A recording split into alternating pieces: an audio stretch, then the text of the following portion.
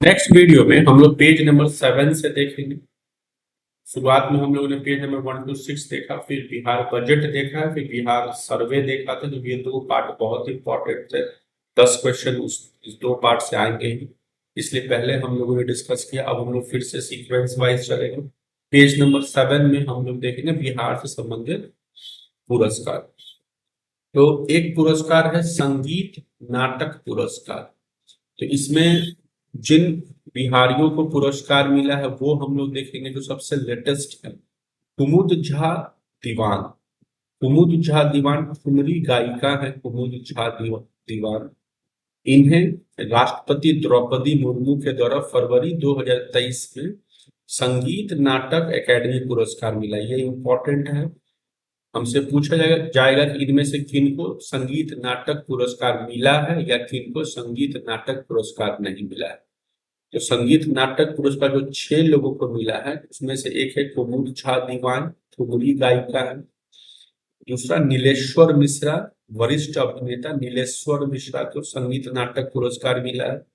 रंजना झा, मिथिलेश राय, ऋषिकेश सुलभ और हैं पंडित प्रेम कुमार मलिक। इन 6 लोगों का नाम हम लोग को बेहतर तरीके से याद रखना। कुमुद झा, नीलेश्वर मिश्रा, रंजना झा। तो 2 झा हो गए, कुमुद झा, रंजना झा और नीलेश्वर मिश्रा 3। चौथा है मिथिलेश राय, ऋषिकेश सुलभ, पंडित प्रेम कुमार मलिक। इन 6 नामों को बार बार आप रिवाइज करिएगा।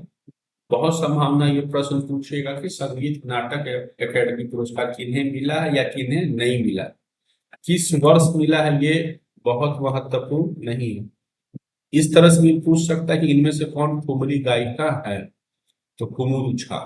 ठीक है, ये हमें ध्यान में रखना है। फिर अगला है फ्लोरेंस नाइटिंगेल अवार्ड।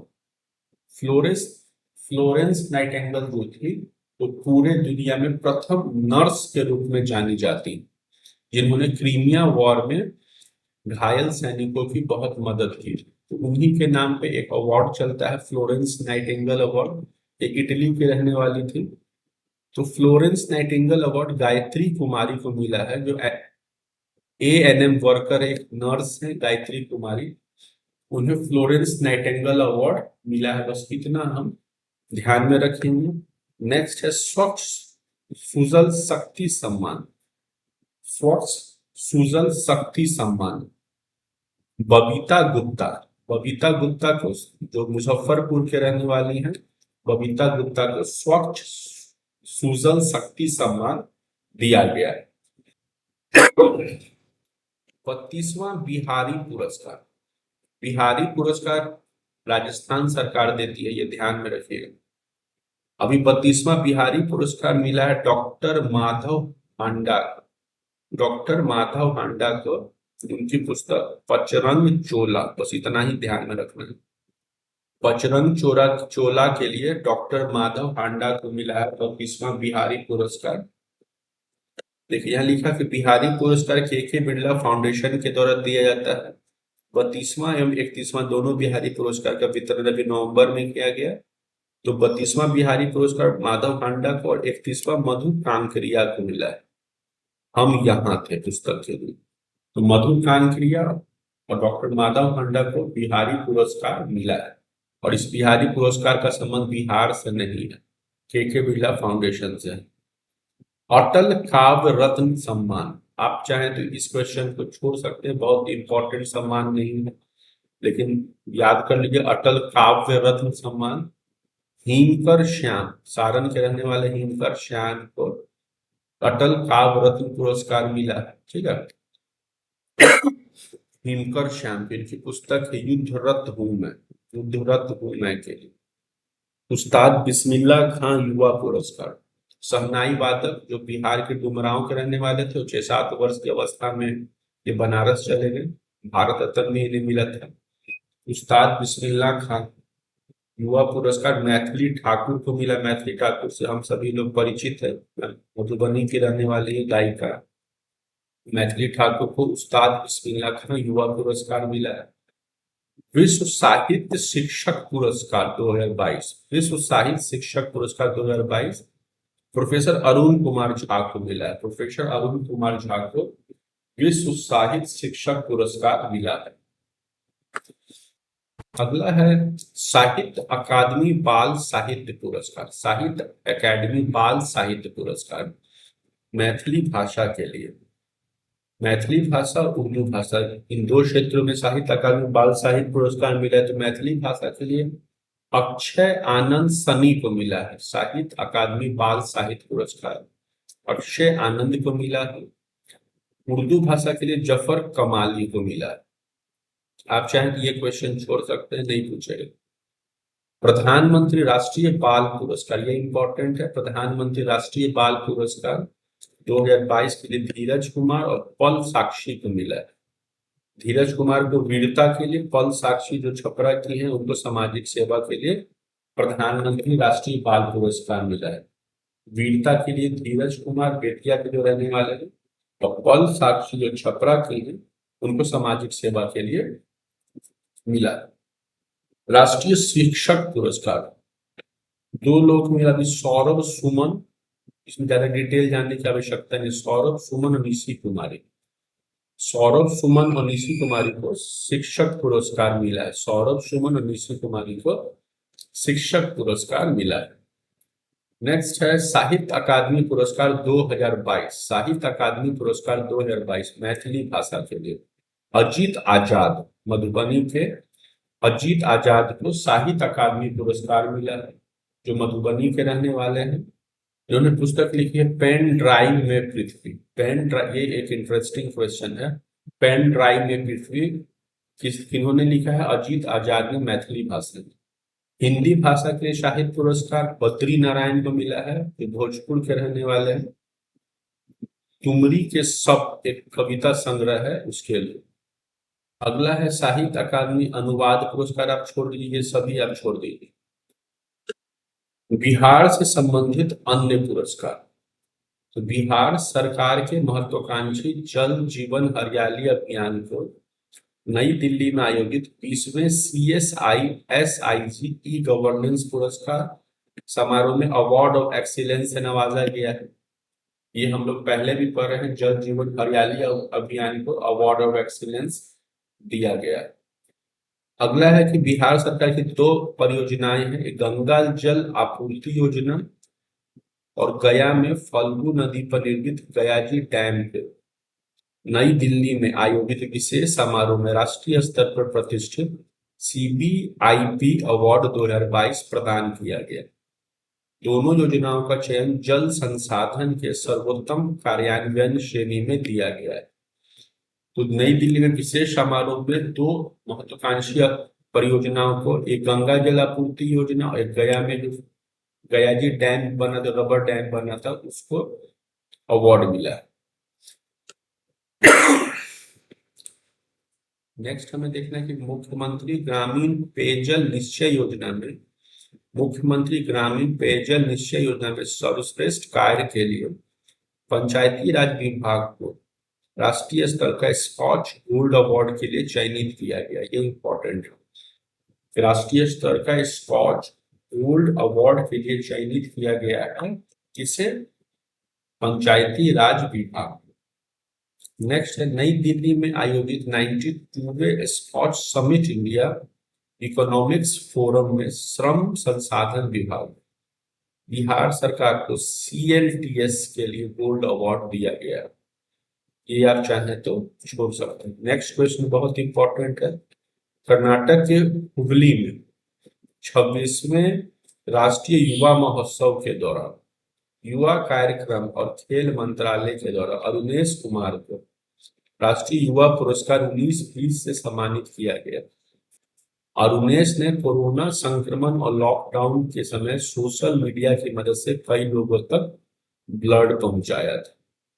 ठीक है, ये हमें ध्यान रखना है। स्वच्छता सारथी पुरस्कार 2022 विनीत कुमार को प्लास्टिक कचरे से पेट्रोल बनाने के आविष्कार के लिए दिया गया। ये इंपॉर्टेंट है कि प्लास्टिक से पेट्रोल बनाया है विनीत कुमार, जो औरंगाबाद के रहने वाले हैं। स्वच्छता सारथी पुरस्कार, यूट्यूब पे भी काफी वीडियो वायरल हुआ था विनीत कुमार का। अगला है इंपॉर्टेंट, मैथिली के सुप्रसिद्ध कवि लेखक। जो छोड़ रहे हैं उसे आप छोड़ सकते हैं, ये सब इंपॉर्टेंट नहीं है। मैथिली के सुप्रसिद्ध कवि लेखक डॉक्टर तारानंद को जन कवि नागार्जुन स्मृति सम्मान 2022 दिया गया है। नागार्जुन स्मृति सम्मान 2022 दिया गया है डॉक्टर तारानंद को। गया जिले के डीएम त्यागराजन को केंद्रीय कौशल विकास एवं उद्यमिता मंत्रालय के द्वारा ऑर्डर ऑफ एक्सीलेंस दिया गया। गया नगर निगम के mayor Virendra Kumar, deputy mayor Akhauri Onkar Nath को राजनीति व समाज सेवा में उल्लेखनीय कार्य के लिए मुंबई में Nelson Mandela Nobel peace award दिया गया है। गया नगर निगम को Nelson Mandela Nobel peace award दिया गया। ये इंपॉर्टेंट है कि बिहार के भागलपुर जिले में अवस्थित एनटीपीसी लिमिटेड के कहलगांव बिजली संयंत्र को स्वर्ण शक्ति अवार्ड कार्यक्रम के तहत सुरक्षा श्रेणी में उत्कृष्ट कार्य के लिए स्वर्ण शक्ति का विजेता ट्रॉफी दिया गया। हाँ, ये बहुत महत्वपूर्ण है। जो पद्म पुरस्कार होता है, सबसे बड़ा पुरस्कार हमें पता है भारत रत्न होता है, फिर पद्म विभूषण होता है, फिर पद्म भूषण होता है, फिर पद्म श्री होता है। ये 4 नागरिक पुरस्कार होते हैं। यही सीक्वेंस है। सबसे बड़ा भारत रत्न, पद्म विभूषण, पद्म भूषण, पद्म श्री। तो पद्म श्री आनंद कुमार को इस बार मिला है 2023 में साहित्य एवं शिक्षा के क्षेत्र में। सुपर 30 के जो डायरेक्टर है डॉक्टर आनंद कुमार, उन्हें सुश्री सुभद्रा देवी को मिला है कला के क्षेत्र में पेपर मेसी आर्ट में उत्कृष्ट योगदान के। पेपर मेसी आर्ट में उत्कृष्ट योगदान के सुभद्रा देवी को, जो मधुबनी की रहने वाली है, उन्हें पद्मश्री मिला है। और 52 बूटी कला से संबंधित एक 52 बूटी कला होती है जो कपड़े पे की जाती है, जो नालंदा का विशेष रूप से कला है। कपिल देव प्रसाद को 52 बूटी के लिए पद्मश्री मिला है। तो ये तीनों बहुत इंपॉर्टेंट है। आनंद कुमार तो याद रहेगा ही, 52 बूटी के लिए कपिल देव प्रसाद और पेपर मेसी के लिए सुभद्रा देवी को पद्मश्री मिला है। 2022 यहाँ पे जो हम लोगों ने देखा, ये 2023 का पद्मश्री है, तो यही आपको ध्यान में रखना है। फिर हमें 2022 का पद्मश्री, 21 का पद्मश्री छोड़ देना। नेक्स्ट पेज हम लोग देखेंगे, पेज नंबर 9 में बिहार सरकार की नई योजनाएं।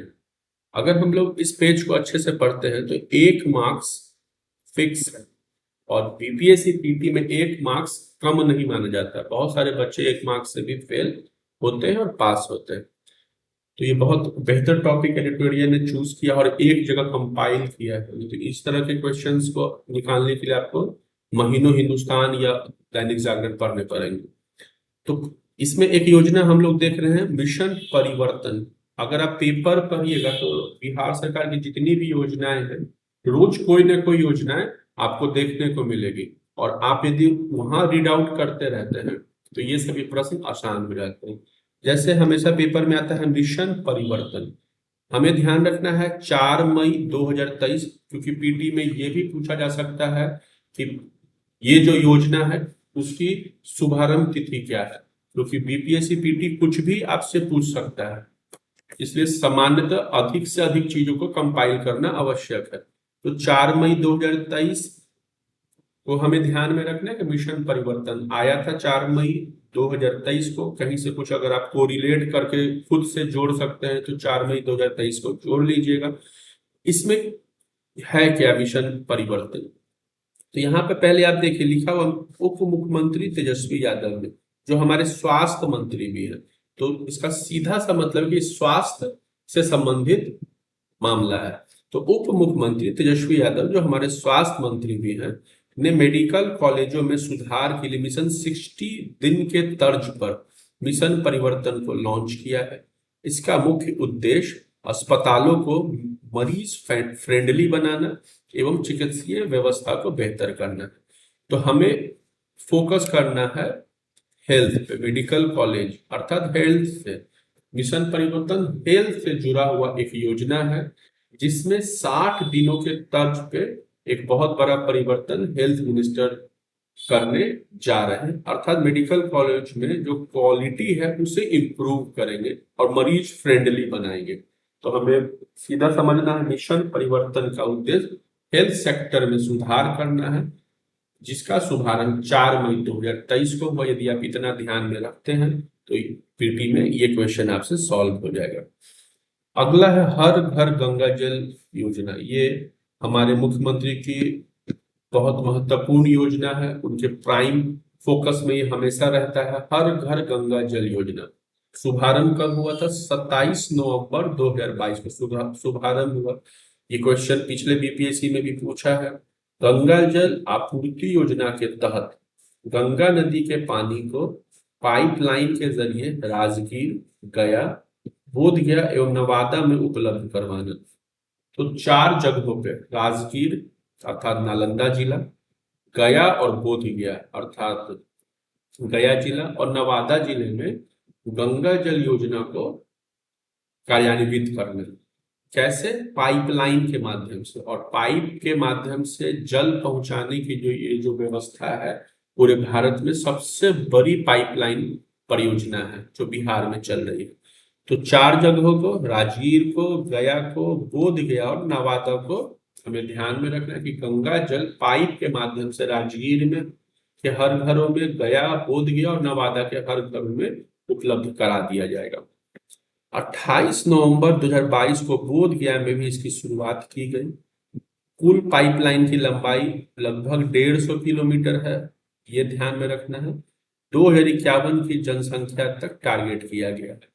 मुख्यतः हमें ध्यान में रखना है कि हर घर गंगा जल योजना 3 जिले में, एक नालंदा जिला, एक गया जिला और एक नवादा जिले की योजना है। इसमें पाइप के माध्यम से गंगा जल हर घरों में पहुंचाया जाएगा।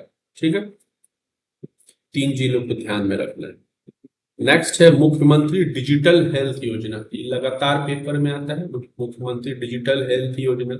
ये क्या है? इसे 21 अक्टूबर 2022 को शुरू किया गया, ध्यान में रखना इस डेट को, 21 अक्टूबर 2022। इसमें क्या है कि देश में ये अपनी तरह की पहली योजना है। इस योजना के सहायता से अब डिजिटल हेल्थ ऐप के जरिए हॉस्पिटल में डॉक्टर और बेड है या नहीं ये जान सकेंगे। इस योजना को अगले 5 वर्षों में चरणबद्ध तरीके से लागू किया जाएगा। ये लाइन बहुत महत्वपूर्ण नहीं है पीटी के लिए। पीटी के लिए मेनली ये महत्वपूर्ण है कि डिजिटल हेल्थ योजना 21 अक्टूबर 2022 को आई है और इसमें एक एप्लीकेशन प्रोवाइड किया जाएगा, डिजिटल हेल्थ एप्लीकेशन, और उसके माध्यम से डॉक्टर और बेड अवेलेबल है या नहीं ये हम जान सकते हैं डिजिटल हेल्थ योजना के माध्यम से। ठीक है, नेक्स्ट है मुख्यमंत्री ग्रामीण सोलर स्ट्रीट लाइट योजना। जब नीतीश कुमार मुख्यमंत्री बने तो गांव गांव तक सड़कें बिछ गई, लेकिन अगर आप ध्यान दे होंगे कि गांव हो या बिहार का कोई भी कोना, सामान्यतः स्ट्रीट लाइट नहीं लगाया गया। अब वहां पे स्ट्रीट लाइट लगाया जा रहा है, सोलर एनर्जी के माध्यम से वो स्ट्रीट लाइट हमें रोशनी प्रोवाइड करेंगे। तो ये एक महत्वपूर्ण योजना है, ग्रामीण सोलर स्ट्रीट लाइट योजना। 15 सितंबर 2022 को शुरू हुआ है। 15 सितंबर 2022 अर्थात टीचर्स डे के 10 दिनों के बाद ग्रामीण सोलर स्ट्रीट लाइट योजना शुरू हुई। ठीक है, तो ये ग्रामीण सोलर स्ट्रीट लाइट योजना से हम लोग पढ़ के भी समझ सकते हैं ये है क्या। इसमें महत्वपूर्ण देखना है, इसके तहत प्रत्येक वार्ड में 10 सोलर लाइट लगाए जाएंगे। ये लाइन इंपॉर्टेंट है, जितना भी वार्ड होगा उसमें प्रत्येक वार्ड में 10 सोलर स्ट्रीट लाइट लगाया जाएगा और इसका डेट हमें ध्यान रखना है 25 सितंबर 2022। ये भी महत्वपूर्ण है। बिहार शुष्क बागवानी योजना, आप इसे चाहिए तो छोड़ सकते हैं लेकिन फिर भी पढ़ लिया जाए। बिहार शुष्क बागवानी योजना अगस्त 2022 में ये आया है। इस योजना के तहत बिहार सरकार सूक्ष्म सिंचाई प्रणाली का उपयोग करने वाले किसानों को फल के खेती के लिए सब्सिडी देगी। तो ये ध्यान रखना है कि सब्सिडी मिलेगा शुष्क बागवानी में, लेकिन किस क्षेत्र में मिलेगा? तो फ्रूट का यदि आप कल्टीवेशन करते हैं, फल की खेती करते हैं, तो सरकार आपको सब्सिडी देगी। मेनली हमें इस पे फोकस करना है। दूसरा कि जो किसान सूक्ष्म सिंचाई प्रणाली का प्रयोग करते हैं, आप किसान हैं और सूक्ष्म सिंचाई प्रणाली का प्रयोग करते हुए फलों की खेती करते हैं, तो गवर्नमेंट बिहार शुष्क बागवानी योजना के तहत आपको सब्सिडी देगी। अगला है रोपण सामग्री के मद में अधिकतम 30,000 रुपए प्रति हेक्टेयर अथवा लागत का 50%। ये आप छोड़ दीजिए पीटी के लिए, ये इंपॉर्टेंट नहीं है। इसमें महत्वपूर्ण है कि जो शुष्क बागवानी योजना है, फ्रूट क्या होता है, ड्राई रहता है, सामान्यतः वो ड्राई रहता है। अगर आप सेब को लेते हैं, यदि आप आम को लेते हैं, जब तक आप उसे स्क्वीज नहीं करते हैं तब तक उसमें से रस नहीं निकलता। तो इससे आप कोरिलेट करिए, ये फल से संबंधित बागवानी योजना है, ये बस हमें ध्यान में रखना है। फल की खेती यदि आप करते हैं, अगर आप किसान हैं और सूक्ष्म सिंचाई प्रणाली का उपयोग करते हैं, ड्रिपिंग प्रणाली के माध्यम से यदि आप सिंचाई करते हो, तो आपको सब्सिडी दी जाएगी। ठीक है। फिश ऑन व्हील्स योजना, ये भी बीपीएससी में लास्ट ईयर पूछा था कि अगर तालाब है तो तालाब के नीचे मछली का उत्पादन होगा और उसी के ऊपर बिजली का उत्पादन होगा। नीचे मछली ऊपर बिजली योजना इसे कहते हैं, फिश ऑन व्हील्स योजना। इसमें क्या है कि बिहार पशुपालन एवं मत्स्य विभाग ने राज्य के सभी टीबी मरीजों की इम्यूनिटी बढ़ाकर उन्हें स्वस्थ करने और उनके परिवार के सदस्यों को संक्रमण से बचाने के लिए इस योजना की शुरुआत की गई है। इसके तहत टीबी मरीजों को उनके घर पहुंचकर मछली चावल खिलाया जाए। मेनली क्या है, जो फिश ऑन व्हील्स योजना है, पिछले बार भी एग्जाम में पूछा था। और बिहार में बहुत सारे तालाब है, खासकर नॉर्थ बिहार में तालाब है, दरभंगा है या मधुबनी है, सीतामढ़ी। तो इन तालाबों में नीचे मछली का उत्पादन होगा और उन मछलियों का जब उत्पादन होगा तो उन मछलियों को टीबी मरीजों को प्रोवाइड किया जाएगा और साथ में वहीं पे सोलर सिस्टम एस्टैब्लिश किया जाएगा, ताकि जो बिहार में बहुत बड़े मात्रा में सोलर एनर्जी प्रोवाइड होता है नेचर के तरफ से, वहां से बिजली पैदा किया जाएगा। तो नीचे मछली ऊपर बिजली योजना का ही ये एक रूप है, फिश ऑन व्हील्स योजना। इसमें बेसिकली हमें ध्यान में रखना है कि टीबी मरीजों को मछली प्रोवाइड करने के लिए इस योजना को लाया गया है। निपुण बिहार योजना अप्रैल 2022, ये अप्रैल 2022 का है। निपुण बिहार योजना क्या है, बिहार के शिक्षा मंत्री द्वारा लाया गया, शिक्षा में सुधार करने के लिए निपुण बिहार योजना लाया गया है, ये हमें ध्यान में रखना है। दूसरा, इसे प्रथम क्लास से तीसरे क्लास तक के विद्यार्थियों में आधारभूत साक्षरता एवं संख्यात्मक ज्ञान में सुधार लाने हेतु लाया गया। आधारभूत साक्षरता एवं संख्यात्मक ज्ञान में सुधार लाने के लिए निपुण बिहार योजना लाई गई। आप इसमें सिर्फ ये ध्यान रखिए कि शिक्षा मंत्रालय का यह योजना है, सिर्फ इतना ही हमें ध्यान में रखना है। नेक्स्ट है मुख्यमंत्री कृषि यंत्र सब्सिडी योजना। मुख्यमंत्री कृषि यंत्र सब्सिडी योजना आप छोड़ दीजिए, ये ओल्ड हो गया, ये नहीं पूछेगा। इसके बाद जितने भी हैं आप छोड़ सकते हैं, 2 साल पहले का योजना है। लेकिन कुछ योजना जैसे मुख्यमंत्री युवा उद्यमी योजना, ये काफी इंपॉर्टेंट है बिहार का, तो मेंस में ध्यान में रखना चाहिए कि जून 2021 में आया था, कोरोना पीरियड में मुख्यमंत्री युवा उद्यमी योजना, क्योंकि कोरोना पीरियड में बहुत सारे जो बाहर के मजदूर वर्ग है वो बिहार आ रहे हैं, तो उनको यहाँ एस्टैब्लिश करने के लिए उद्यमी योजना लाना आवश्यक था, इसलिए जून 2021 में आया। इस योजना में के तहत 10 लाख रुपए का लोन सरकार बिजनेस के लिए 50% अनुदान पर देती है। ठीक है। बाद में केवल 5 लाख रुपए चुकाने होंगे, जिस पर केवल 1% ब्याज लगेगा। इसका लाभ हर वर्ग और जाति के लोग उठा सकते हैं। आपको इसे ध्यान में रखना है, जब 2021 में अप्रैल में कोरोना आया था 2-3 महीने का, तो बहुत सारे मजदूर वर्ग उद्यमी जो बिहार से बाहर रहते थे वो बिहार में आए। अब जब वो बिहार में आएंगे तो उनके लिए रोजगार आवश्यक होगा, तो उन्हें यहाँ रोजगार देने के लिए, यहीं पे एस्टैब्लिश करने के लिए सरकार ने एक लोन स्कीम लाया। 10 लाख रुपया का लोन स्कीम है, जिसमें आपको केवल 5 लाख रुपए ही चुकाने होंगे और वो भी केवल 1% ब्याज दर पे। यही है युवा उद्यमी योजना, ये ध्यान में रखना, यही युवा उद्यमी योजना। नेक्स्ट है मुख्यमंत्री महिला उद्यम योजना। आजकल के पेपर में भी ये आया है, महिला उद्यम योजना इसी से संबंधित है। इस योजना के तहत 10 लाख रुपए का लोन दिया जाएगा, इसमें भी 10 लाख दिया जा रहा था। साथ में बिजनेस के लिए 50% अनुदान देगी, इसमें भी 50% अनुदान था। थोड़ा सा डिफरेंस आपको दिखेगा, बाद में केवल 5 लाख रुपए चुकाने हो लेकिन कोई ब्याज नहीं देना। यदि आप युवा उद्यमी हैं और यदि आप पुरुष है तो आपको 1% ब्याज लगेगा। यदि आप महिला हैं तो आपको कोई ब्याज नहीं देना है 5 लाख पे। और कोई भी जाति वर्ग की महिला इस योजना को उठा सकती है। एक एप्लीकेशन है, उसमें आपको नाम दर्ज करना है, रजिस्ट्रेशन कराना है और आपको 10 लाख रुपए तक का लोन मिल सकता है। साइबर कैफे वगैरह से आप इसका लाभ उठा सकते हैं। तो ये है महिला उद्यमी योजना और युवा उद्यमी योजना, दोनों समान है। एक है पुरुषों के लिए, एक है महिलाओं के लिए। 10 लाख का लोन मिलता है, 5 लाख ही आपको रिटर्न करने हैं, वो भी 1% पे। महिला है तो वो भी नहीं करना है। नेक्स्ट है मुख्यमंत्री बाल हृदय योजना। ये भी इंपॉर्टेंट है। मुख्यमंत्री बाल हृदय योजना बच्चों से संबंधित है।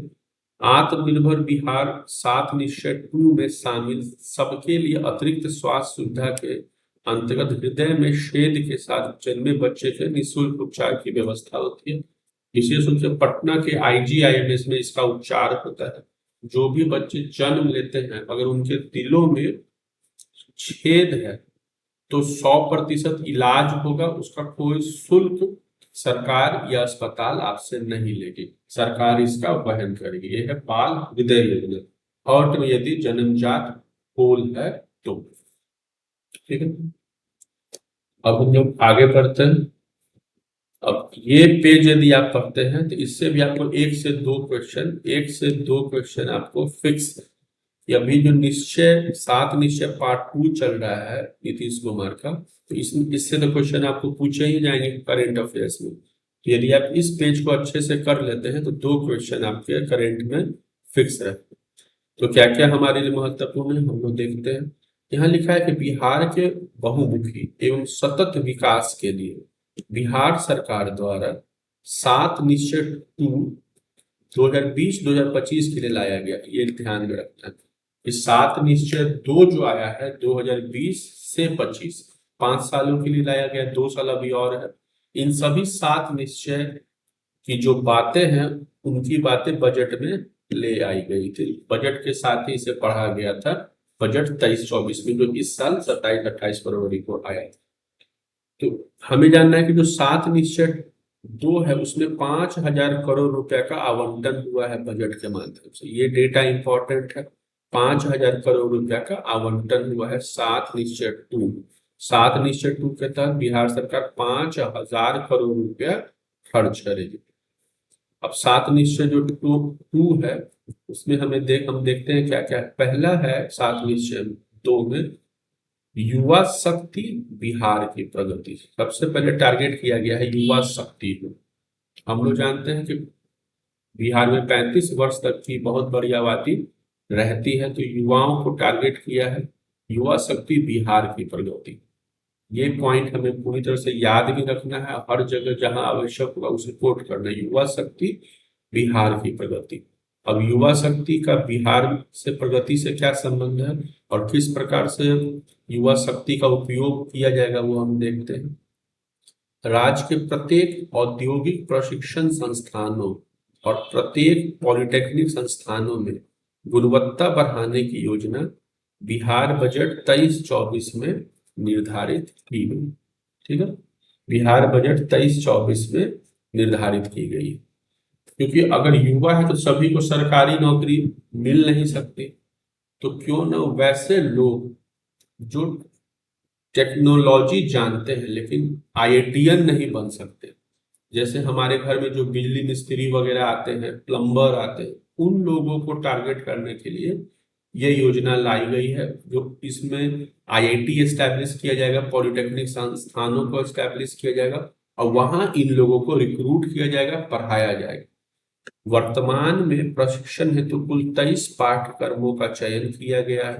ठीक है, तथा प्रशिक्षण पूर्ण होने के पश्चात प्रशिक्षित छात्रों को रोजगार उपलब्ध कराने हेतु टाटा टेक्नोलॉजी के द्वारा 20 औद्योगिक भागीदार को चिन्हित किया गया है। ठीक है, एक सेंटर ऑफ एक्सीलेंस एस्टैब्लिश किया जाएगा, हमें ध्यान रखना है। सेंटर ऑफ एक्सीलेंस एस्टैब्लिश किया जाएगा राजकीय पॉलिटेक्निक संस्थानों में। सेंटर ऑफ एक्सीलेंस एस्टैब्लिश किया जाएगा और साथ में इसके लिए भारतीय प्रौद्योगिकी संस्थान आईआईटी पटना को नॉलेज पार्टनर सहित कार्यान्वयन एजेंसी अनुमोदित किया गया है। अर्थात जो पॉलिटेक्निक कॉलेज एस्टैब्लिश होंगे, आईटीआई एस्टैब्लिश होंगे, उसे मॉनिटर करेगा आईआईटी पटना जो बिहटा में। हर जिले में मेगा स्किल सेंटर खोले जाएंगे, हर जिले में मेगा स्किल सेंटर खोलेंगे। प्रथम चरण में कहाँ कहाँ खुलेगा? पटना, नालंदा और दरभंगा में। ये इंपॉर्टेंट है, पूछ सकता है कि युवा शक्ति बिहार की प्रगति के तहत जो मेगा स्किल सेंटर खोले जाएंगे वो किन किन जिलों में खुलेंगे? मेगा स्किल सेंटर पटना में, नालंदा में और दरभंगा में खोला जाएगा। ठीक है, बिहार के सभी तकनीकी संस्थानों में हिंदी भाषा में तकनीकी शिक्षा उपलब्ध करवाई जाएगी। टेक्निकल एजुकेशन दिया जाएगा। हर प्रमंडल में टूल रूम बनेंगे, अर्थात तकनीकी शिक्षा पे जोर रहेगा। बिहार चिकित्सा विश्वविद्यालय, बिहार अभियंत्रण विश्वविद्यालय और बिहार खेल विश्वविद्यालय की स्थापना की जा रही है।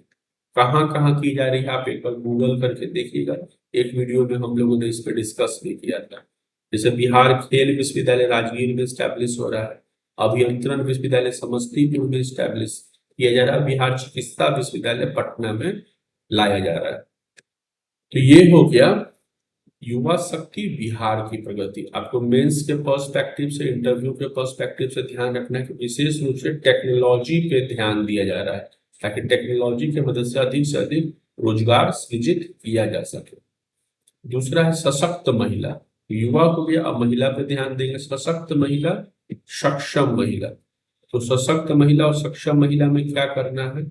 एक तो हम लोगों ने देखा था मुख्यमंत्री महिला उद्यमी योजना, जिसमें 10 लाख रुपया का लोन दिया जाएगा।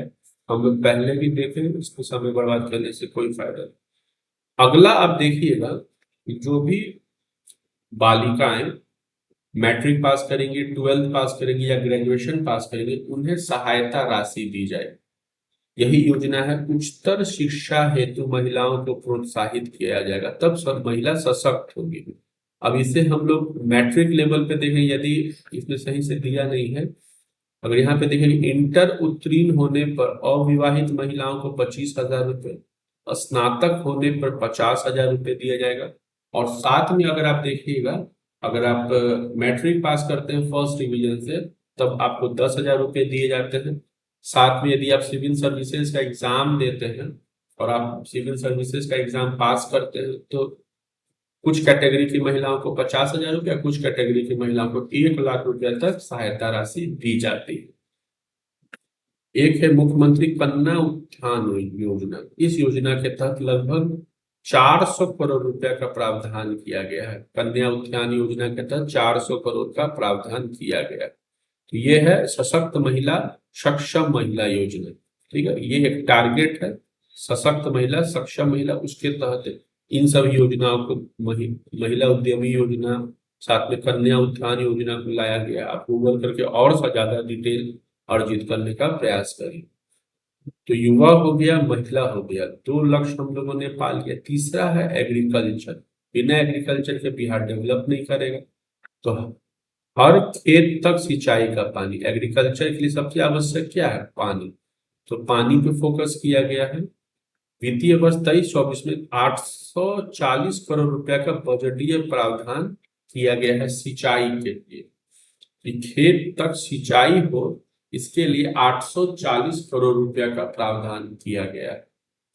7 निश्चय 2 में चौथा निश्चय है स्वच्छ गांव समृद्ध गांव। जैसे शहरों में अब सफाई पे ध्यान दिया जा रहा है, तो अब गांव पे टारगेट किया जाएगा स्वच्छ गांव के लिए। इसमें हम लोगों ने पहले देखा मुख्यमंत्री ग्रामीण सोलर स्ट्रीट लाइट योजना। एक वार्ड में 10 स्ट्रीट लाइट लाया जा रहा है और सभी गांवों में सोलर स्ट्रीट लाइट लगाई जाएगी। तो हम लोगों ने पढ़ा है पशु एवं मत्स्य संसाधनों का उचित विकास किया जाएगा। गांव में पशु बहुत बड़े पैमाने पे होता है, मछली पालन भी होता है। तो पशु यदि और मछली पे ध्यान दिया जाए तो गांव सशक्त समृद्ध हो सकता है। इसमें कितना बजट लाया गया ये जानना आवश्यक नहीं। अब गांव स्वच्छ हो गया, अब शहर का ध्यान दिया जाएगा। स्वच्छ शहर, विकसित शहर। तो हम लोगों ने सबसे पहले देखा युवा, फिर हम लोगों ने देखा महिला, फिर हम लोगों ने देखा एग्रीकल्चर, चौथे नंबर पे गांव, पांचवें नंबर पे शहर। इस तरह से आपको याद रखना है। इसमें क्या किया जाएगा कि अगर आप ध्यान दीजिएगा, अगर आप शहर में रहते हैं तो 8 बजे के आसपास एक गाड़ी आती है। उस गाड़ी में दो फोटो रहता है डस्टबिन का, एक नीला और एक हरा। एक में ऐसा गाइडलाइन रहता है कि आप ठोस कचरा रखिए, और एक में गाइडलाइन रहता है कि आप गीला कचरा रखिए। ठीक है, तो अगर आप ये देखें हरे में क्या रखा जाएगा और नीले में क्या रखा जाएगा, ये एक बार अपने दिमाग पे भी जोड़ लीजिएगा। नीले में ठोस कचरा और हरे में गीला कचरा रखा जाता है। और ये सरकार के द्वारा कहा भी जाता है कि आप अपने घरों में भी दो डस्टबिन रखिए, एक हरा और एक नीला, और उसी डस्टबिन को डाल दीजिए गाड़ी में जो सरकार नगर निगम के द्वारा प्रोवाइड करती है। तो ठोस एवं तरल अपशिष्ट प्रबंधन, आप ध्यान रखिए जो अवशिष्ट होते हैं दो प्रकार का, वो एक सॉलिड और एक लिक्विड। ठीक है, और इसे दो डस्टबिन के माध्यम से उपयोग किया जाता है, एक ब्लू और एक ग्रीन। ठीक है, तो ठोस एवं तरल अपशिष्ट प्रबंधन मुजफ्फरपुर, बिहार शरीफ, मुंगेर, सुपौल, बोधगया, राजगीर को ठोस एवं तरल अपशिष्ट प्रबंधन के लिए मॉडल टाउन के रूप में विकसित किया जा रहा है। यह एक इंपॉर्टेंट क्वेश्चन, अपशिष्ट प्रबंधन में किन किन जगहों को मॉडल टाउन के रूप में लाया जा रहा है, तो हमें ध्यान रखना है। मुजफ्फरपुर को नॉर्थ बिहार में, फिर नॉर्थ बिहार में सुपौल हो गया, दो हो गया नॉर्थ बिहार का। साउथ बिहार में बिहार शरीफ, मुंगेर, बोधगया और राजगीर, इन सभी को चिन्हित किया गया है ताकि वेस्ट मैनेजमेंट पे ध्यान दिया जा सके। एक योजना लाई गई है, अभियान लाया गया है, लोहिया स्वच्छ बिहार अभियान। इसके तहत किया जाए कि द्वितीय चरण के तहत 23-24 में 15 जिलों में एक एक प्लास्टिक प्रसंस्करण इकाई स्थापित की जाएगी। अर्थात लोहिया स्वच्छ बिहार अभियान का संबंध प्लास्टिक प्रसंस्करण से, रीप्रोसेसिंग से। ठीक है, 10 जिलों में गोवर्धन इकाई लाई जाएगी, वृद्धाश्रम खोले जाएंगे। अभी पेपर में इधर आया भी है कि प्रत्येक जिले में 2 वृद्धाश्रम होंगे। ठीक है, आज के पेपर में आया है कि जो शहरी बेघर है, भूमिहीन गरीब है, उन्हें बहुमंजिला आवास उपलब्ध कराया जाएगा। ये पेपर में भी आज आया है कि जो भी लोग स्टेशन पे रहते हैं, रोड पे रहते हैं, उन्हें 2 मंजिला 3 मंजिला घर को दिया जाएगा 1 साल के लीज पे, और देखा जाएगा कि जिन्हें वो आवंटित हुआ है वो वहां रह रहे हैं या नहीं। ऐसा तो नहीं है कि वो किराया पे दे दिए। अगला है मोक्ष धाम योजना। मोक्ष धाम योजना के तहत सभी जिले के मुख्यालय में सौदागृह बनाया जाएगा। सभी शहरों में जल जमाव की समस्या के समाधान के लिए स्टॉर्म वाटर ड्रेनेज सिस्टम लाया जाएगा। नेक्स्ट है सुलभ संपर्कता। इस निश्चय को वित्तीय वर्ष 23-24 में कुल 200 करोड़ रुपए का बजटीय प्रावधान किया गया है ताकि आप गवर्नमेंट से कनेक्टेड रहे। लास्ट है कि सबके लिए अतिरिक्त स्वास्थ्य सुविधा, जो हम लोग देखे थे मिशन 60 जो हेल्थ मिनिस्टर ने लाया था। बेहतर पशु स्वास्थ्य प्रबंधन हेतु आधारभूत व्यवस्था, देसी गोवंश के संरक्षण तथा संवर्धन कार्य हेतु बिहार पशु विज्ञान विश्वविद्यालय के द्वारा बायोसेफ्टी लेवल प्रयोगशाला की स्थापना की जा रही है। बायोसेफ्टी लेवल प्रयोगशाला लाया जा रहा है। नेक्स्ट हमें ध्यान में रखना ये लाइन की बाल हृदय योजना के तहत, ये हम लोगों ने पढ़ा है, जनवरी 2023 तक 700 से अधिक बच्चों का राज्य सरकार के द्वारा निःशुल्क सफल इलाज अहमदाबाद में कराया गया। ये 7 निश्चय 2 का था। आप फिर से ध्यान रखिएगा, जो पहला है युवा से संबंधित है, इस तरह से आप याद रखिए। दूसरा है महिला से संबंधित, युवा हो गया, महिला हो गया। तीसरा है एग्रीकल्चर से संबंधित अर्थात सिंचाई से संबंधित। ये 3 हम लोगों ने कोरिलेट किया है। फिर आप ध्यान दीजिएगा यहाँ पे जो हम लोगों ने पढ़ा था गांव से संबंधित है, फिर शहर से संबंधित है। 5 देखिए ऊपर में हम लोगों ने देखा था, यहाँ पे शहर से संबंधित हम लोगों ने देख लिया। फिर कनेक्टिविटी से, संपर्कता से, और 7वां है हेल्थ से। तो युवा, महिला, एग्रीकल्चर, गांव, शहर, संपर्क और स्वास्थ्य, ये इन्हें 7 निश्चय 2 कहा गया है। अब यहाँ पे हम लोग देख रहे हैं कि बिहार सरकार द्वारा 7 निश्चय 2 से पहले 15-20 के लिए 7 निश्चय 1 भी लाया गया। तो हम लोग देख लेते उसमें क्या था। उसमें था आर्थिक हल युवाओं को बल, और वही अब थोड़ा सा उसका नेक्स्ट वर्जन आ गया जो हम लोगों ने यहाँ पे पढ़ा है, युवा शक्ति बिहार की प्रगति। आर्थिक हल युवाओं के बल के बाद हम लोगों ने यहाँ पे देखा युवा शक्ति बिहार की प्रगति। इसमें स्टूडेंट क्रेडिट कार्ड वगैरह दिए जाते थे, स्टूडेंट क्रेडिट कार्ड, मुख्यमंत्री निश्चय स्वयं सहायता भत्ता लाए जाते, कुशल युवा कार्यक्रम चलाए गए थे। नेक्स्ट है आरक्षित रोजगार महिलाओं का अधिकार। इसी के तहत बीपीएससी में 33% आरक्षण लाया गया महिलाओं के लिए। हर घर बिजली, लगातार बिजली तो अब लगभग हर शहरों में आ गया है, तो अब निश्चय 2 में ये नहीं है। हर घर नल का जल, ये भी काफी बेहतर तरीके से बिहार में चल रहा है। घर तक पक्की गली नालियां। 6ठा था शौचालय निर्माण, घर का सम्मान, अवसर बढ़े आगे बढ़े। ये 7 और अभी के साथ ये 14 को आपको ध्यान में रखना है। और पीटी हो, मेंस हो, इंटरव्यू है, किसी भी क्षेत्र में आपको ये काम देने जा रहा है। अब हम लोग यहाँ पे देखेंगे जो पोर्टल वगैरह आता है, ये एप्लीकेशन बिहार सरकार जो लॉन्च करती है, वो हम लोग देखेंगे कि क्या है। ये भी महत्वपूर्ण पेज है। एक क्वेश्चन आप इससे मान के चलिएगा कि आएगा, एक क्वेश्चन इससे आएगा। पहला क्वेश्चन है मौसम विहार मोबाइल ऐप, ये बहुत इंपॉर्टेंट है।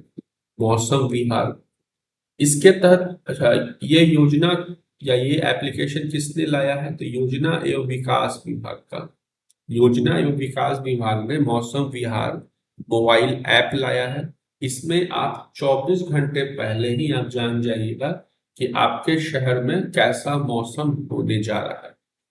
ठीक है, तो मौसम विहार मोबाइल ऐप योजना एवं विकास विभाग का है। यही चीजें यहाँ पे लिखी हुई थी।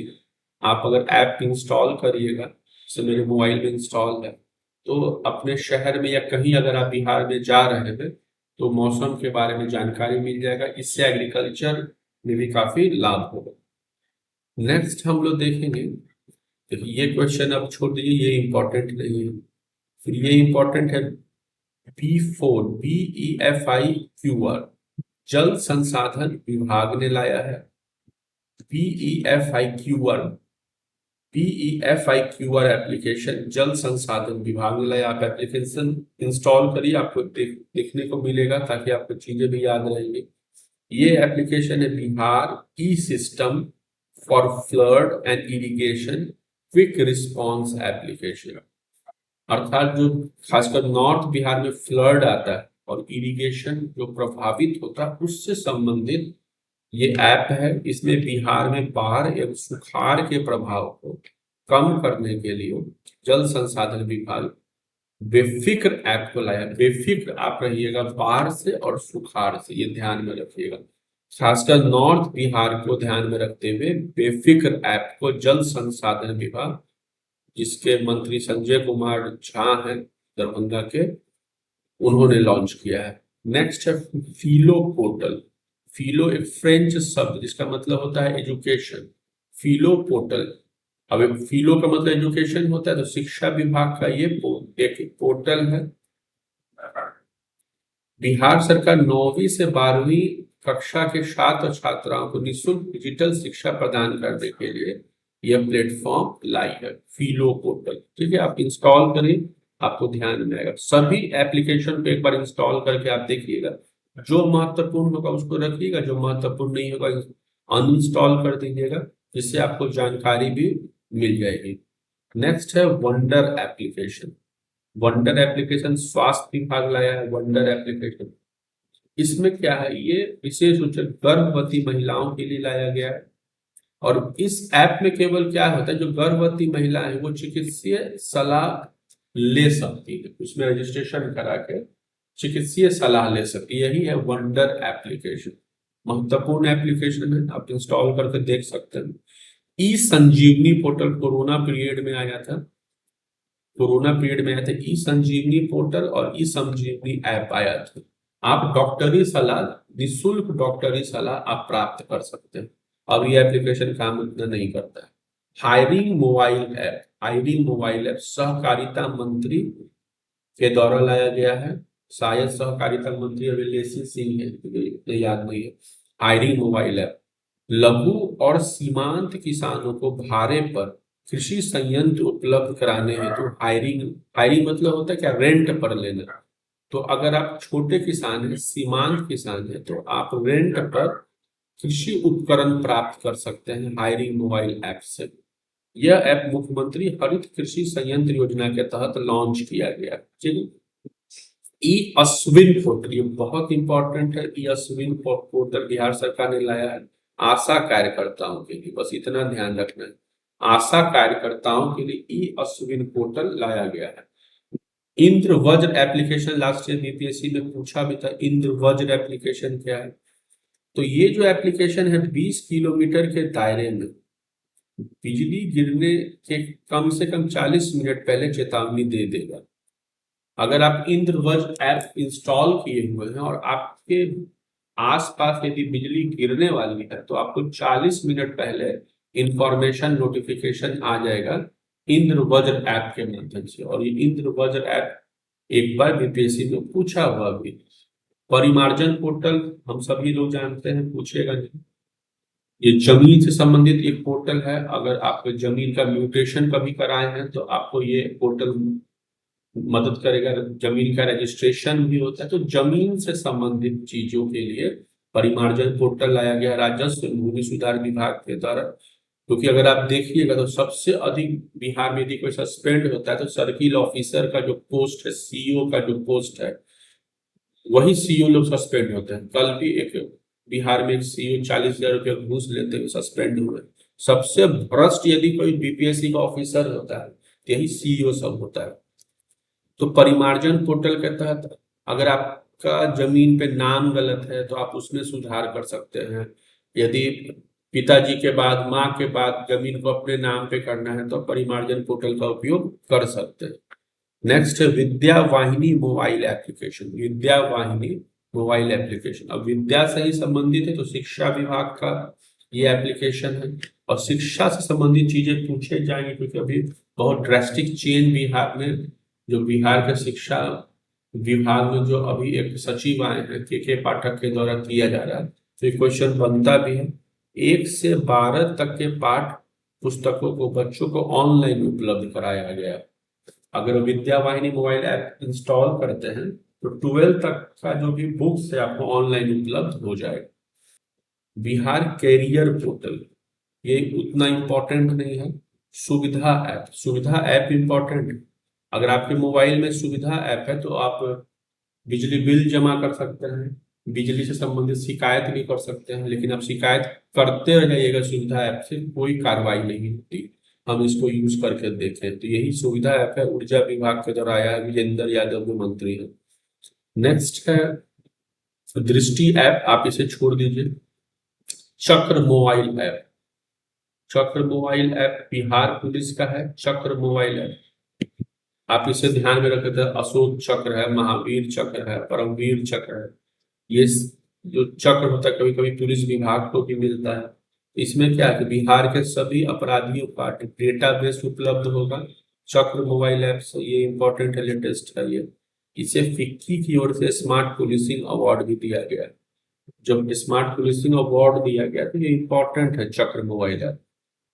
ई निश्चय पोर्टल पंचायती राज विभाग का है। ई निश्चय पोर्टल पंचायती राज विभाग का, इससे पूर्व सम्राट चौधरी मंत्री थे पंचायती राज में। ई निश्चय पोर्टल में क्या, अगर हर घर नल जल और गली नाली पक्कीकरण योजना से संबंधित सभी प्रकार के शिकायत आप इसमें दर्ज कर सकते हैं, काम वाले नहीं होगा इसका। अगला है वामिस एप्लीकेशन। वामिस एप्लीकेशन, इस एप्लीकेशन को भी आप छोड़ दीजिए, इंपॉर्टेंट नहीं है। अनमोल एप्लीकेशन, स्वास्थ्य विभाग का है अनमोल एप्लीकेशन। इसके तहत गर्भवती महिलाओं और बच्चों का डिजिटल हेल्थ कार्ड रिकॉर्ड रखा जाएगा। ठीक है। ई लॉट्स पोर्टल, ई लॉट्स पोर्टल, पहली से 12वीं कक्षा की पुस्तकें इस पोर्टल पर ऑनलाइन उपलब्ध होगी। ये पहले भी हम लोगों ने देखा है, बस ऑनलाइन पढ़ाई को बढ़ावा देने के लिए लॉट्स पोर्टल को लाया गया। तो ये एप्लीकेशन और पोर्टल भी महत्व रखता है। विकिपीडिया के पेज नंबर 12 में है नीति और विधेयक। जो हमारे विधान मंडल में जो भी कानून पास होते हैं या जो भी कानूनों को लाया जाता है उनसे संबंधित भी क्वेश्चन पूछे जाते हैं। तो ये भी हमारे लिए ये पेज महत्वपूर्ण है। इसमें जो पहला एक नीति लाई गई है, बिहार बायोफ्यूल्स उत्पादन प्रोत्साहन नीति 2023, इसकी काफी चर्चा हुई थी न्यूज में। बिहार बायोफ्यूल उत्पादन प्रोत्साहन नीति 2023, ये पूरा पेज आपको हर क्षेत्रों में मदद करेगा, वो प्रारंभिक हो, मुख्य हो या साक्षात्कार हो। तो इस योजना को देखिए, बिहार बायोफ्यूल उत्पादन प्रोत्साहन नीति। एक चीज मैं यहाँ पे कहना चाहूंगा कि केवल एक किताब के भरोसे मत रहिएगा। इसमें जो भी चीजें हैं आप कम से कम एक बार अपने नॉलेज को इनहांस करने के लिए गूगल जरूर करिएगा। तो ये बायोफ्यूल उत्पादन प्रोत्साहन नीति है क्या? इसमें बिहार सरकार राज्य में बायोफ्यूल्स उत्पादन के लिए प्लांट लगाने वालों को प्लांट एवं मशीनरी की लागत का 15% अनुदान देगी। यह अनुदान अधिकतम 5 करोड़ तक होगा। अब इसमें आपको एक शब्द है बायोफ्यूल, ये क्या होता है ये समझना चाहिए। जैसे हम लोगों ने एक सुना है इथेनॉल, ये एक बायोफ्यूल है, अर्थात नेचर के मदद से एक ऐसा ईंधन हमें मिला हुआ है जिसका उपयोग हम लोग अपने 4 व्हीलर, अपने 2 व्हीलर, अपने मल्टी व्हीलर में कर सकते हैं। जिस प्रकार हम लोग पेट्रोल का, हम लोग डीजल का, हम लोग किरासन तेल का उपयोग करते हैं, तो वही बायोफ्यूल होता है। काइंडली आप बायोफ्यूल को भी गूगल करिए, ये एक साधारण शब्द नहीं है, बहुत सारे प्रश्न इससे बन सकते हैं। तो इथेनॉल एक बायोफ्यूल है और हम लोग जानते हैं ये चावल से भी बनाया जा सकता है, ये चीनी से भी बनाया जा सकता है, ये गन्ना से भी इथेनॉल को बनाया जा सकता है। बिहार में पहला इथेनॉल प्लांट पूर्णिया में लगा है, इसे सैयद शाहनवाज हुसैन के कार्यकाल में लगाया गया था। और इन सभी का जो वेस्ट मटेरियल होता है, जो एक प्रकार का एल्कोहल है, वही इथेनॉल है। और इसका उपयोग अब 10% हम लोग पेट्रोल में मिक्स करके कर रहे हैं। 2040 तक हम लोग का टारगेट है 20% तक इथेनॉल का उपयोग पेट्रोल में, डीजल में किया जा सके और पेट्रोल डीजल से निर्भरता को कम किया जा सके। मान लिया जाए कि आप एक उद्यमी हैं और आप बायोफ्यूल प्लांट एस्टेब्लिश करना चाहते हैं, तो गवर्नमेंट आपको 15% अनुदान देगी, यही ये नीति है। और ये अनुदान आपको अधिकतम 5 करोड़ रुपया तक मिलेगा। तो ये बायोफ्यूल उत्पादन प्रोत्साहन नीति, इसमें क्वेश्चन पूछा जा सकता है कि बायोफ्यूल उत्पादन प्रोत्साहन नीति है, उसमें कितना अनुदान गवर्नमेंट देगी? तो 15%। और पैसा में यदि पूछा जाएगा तो मैक्सिमम आपको 5 करोड़ का लोन मिल सकता है। इथेनॉल क्या होता है या बायोफ्यूल क्या होता है, अभी हम लोगों ने छोटे लेवल पे देखा है, काइंडली आप गूगल करिए। हर वो शब्द जो महत्वपूर्ण लगता है आप उसे किताब के माध्यम से या तेजी से जानना चाहते हैं तो गूगल करना ही चाहिए, तभी आपका नॉलेज आगे बढ़ेगा। नेक्स्ट एक नीति सरकार ने लाई है बिहार औद्योगिक निवेश प्रोत्साहन नीति। बिहार औद्योगिक निवेश प्रोत्साहन नीति, वस्त्र एवं चर्म।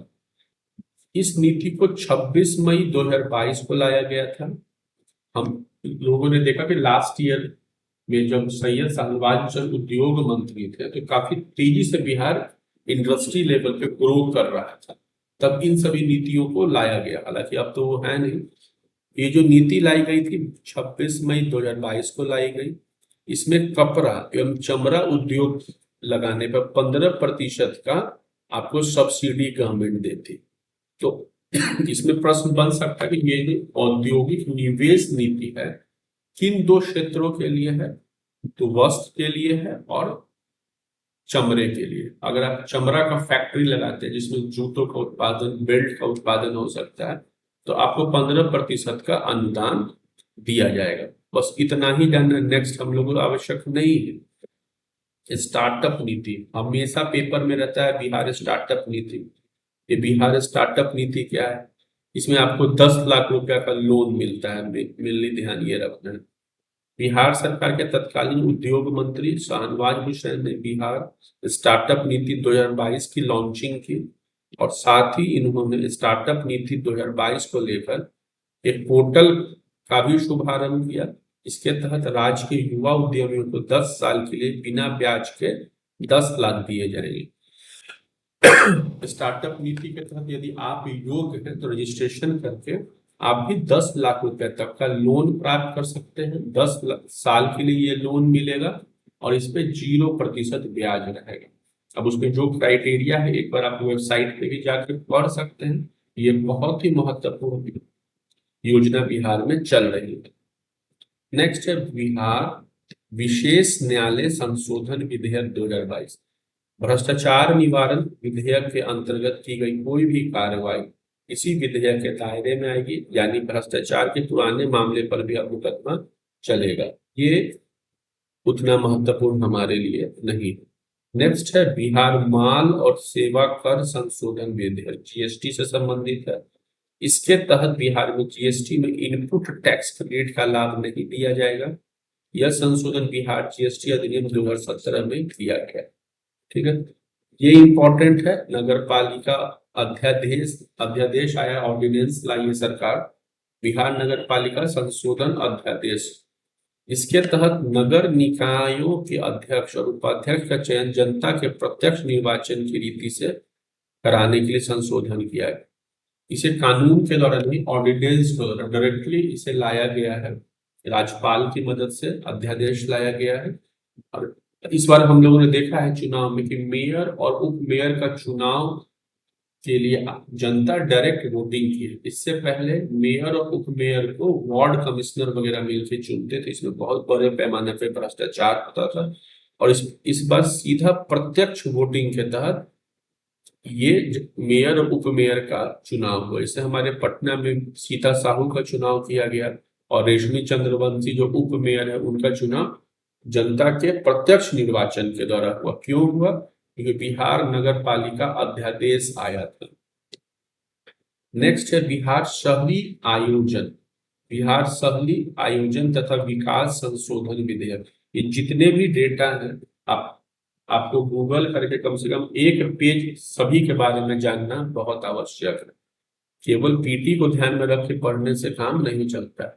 इस विधेयक के तहत सरकारी प्राधिकार की ओर से आने वाले जमीन अधिग्रहण में भूस्वामियों की सहमति की बाध्यता समाप्त कर दी गई है। इससे पहले शहरी विकास के लिए जमीन अधिग्रहण के समय 80% जमीन पर जमीन मालिकों की सहमति अनिवार्य थी। तो बिहार में तेजी से विकास हो रहा है, खासकर पटना और इसके आसपास। अब सरकार भी यदि लगेगा कि आपका जमीन लेना आवश्यक है तो आप इस पे अवरोध उत्पन्न नहीं कर सकते। अब इसके आप डिक्टेटरशिप भी कह सकते हैं, लेकिन जिस जमीन को रेलवे की आवश्यकता है, बिहार सरकार को आवश्यकता है, तो वो जमीन आपको देना ही होगा। पहले क्या था, यदि आपका जमीन है तो 80% तक आप अधिग्रहण रोक सकते थे, लेकिन अब ऐसा नहीं हो सकता। लेकिन संशोधन आ गया है, शहरी आयोजन तथा विकास संशोधन अधिनियम। बिहार राज्य विश्वविद्यालय सेवा आयोग विधेयक, यह भी विधेयक आया है। आप एक ध्यान रखिए, एक शब्द होता है विधेयक और एक शब्द होता है अधिनियम। सरकार जब कानून लाती है विधानमंडल में या संसद में तो वो विधेयक कहलाता है। जब वो पारित हो जाता है तो वो अधिनियम हो जाता है, एक्ट हो जाता है। तो ये एक विधेयक आया है, विश्वविद्यालय विधेयक। इसके तहत इस आयोग के अध्यक्ष के लिए अधिकतम उम्र सीमा 75 वर्ष। आप इस क्वेश्चन को छोड़ दीजिए, ये इंपॉर्टेंट नहीं। ऑक्सीजन उत्पादन प्रोत्साहन नीति 2021 राज्य में चिकित्सीय प्रयोजनों के लिए ऑक्सीजन के उत्पादन में तेजी लाने के लिए। इथेनॉल उत्पादन प्रोत्साहन नीति, ये इंपॉर्टेंट है। राज्य में उद्योगों की स्थापना कर प्राकृतिक संसाधनों का अधिकतम मूल्यवर्धन करना, राजस्व उत्पन्न करना, रोजगार बनाना। इसके तहत बिहार में 151 इथेनॉल इकाइयां लगाई जाएंगी। इथेनॉल पे बिहार सरकार का काफी जोर है कि यहाँ चावल और चीनी, गन्ना वगैरह का काफी उत्पादन होता है, तो इसका जो वेस्ट मटेरियल है उससे हम लोग इथेनॉल बना सकते हैं। यही कारण है कि बिहार सरकार 151 इथेनॉल इकाइयां ला रही है, जिसमें पूर्णिया पहले नंबर पे है। इथेनॉल उत्पादन प्रोत्साहन नीति यही है। नेक्स्ट जो 2 है आप इसे छोड़ दीजिए, ये इंपॉर्टेंट नहीं। अगला है बिहार से संबंधित खेल घटनाक्रम जो भी है। आपको जानना चाहिए हमारा खेल मंत्री कौन है, अगर आप जानते हैं तो कमेंट करके मुझे भी बताइए। खेलो इंडिया यूथ गेम्स 2023, ये इंपॉर्टेंट है। खेलो इंडिया यूथ गेम्स 2023 कहाँ हुआ है? मध्य प्रदेश में हुआ। यूथ गेम्स प्रत्येक वर्ष हो रहा है 5-6 सालों में, तो 2023 का जो यूथ गेम्स हुआ है वो मध्य प्रदेश में हुआ है। इसमें बिहार का स्थान हमें जानना है, 24वां नंबर है बिहार का। ये इंपॉर्टेंट है हमारे लिए। यूथ गेम्स में हम लोग 24वें नंबर पे है। हम लोगों ने 7 पदक जीते हैं, जिसमें 1 गोल्ड है, 1 सिल्वर है, 5 ब्रॉन्ज है। ये भी इंपॉर्टेंट है। 1 गोल्ड, 1 सिल्वर, 5 ब्रॉन्ज, मिला के 7 मेडल हम लोगों ने यूथ गेम्स में जीता है। स्वर्ण पदक किसने जीता? आकाश कुमार ने। तलवारबाजी में आकाश कुमार ने गोल्ड को जीता है, और आकाश के बारे में जानना आवश्यक है।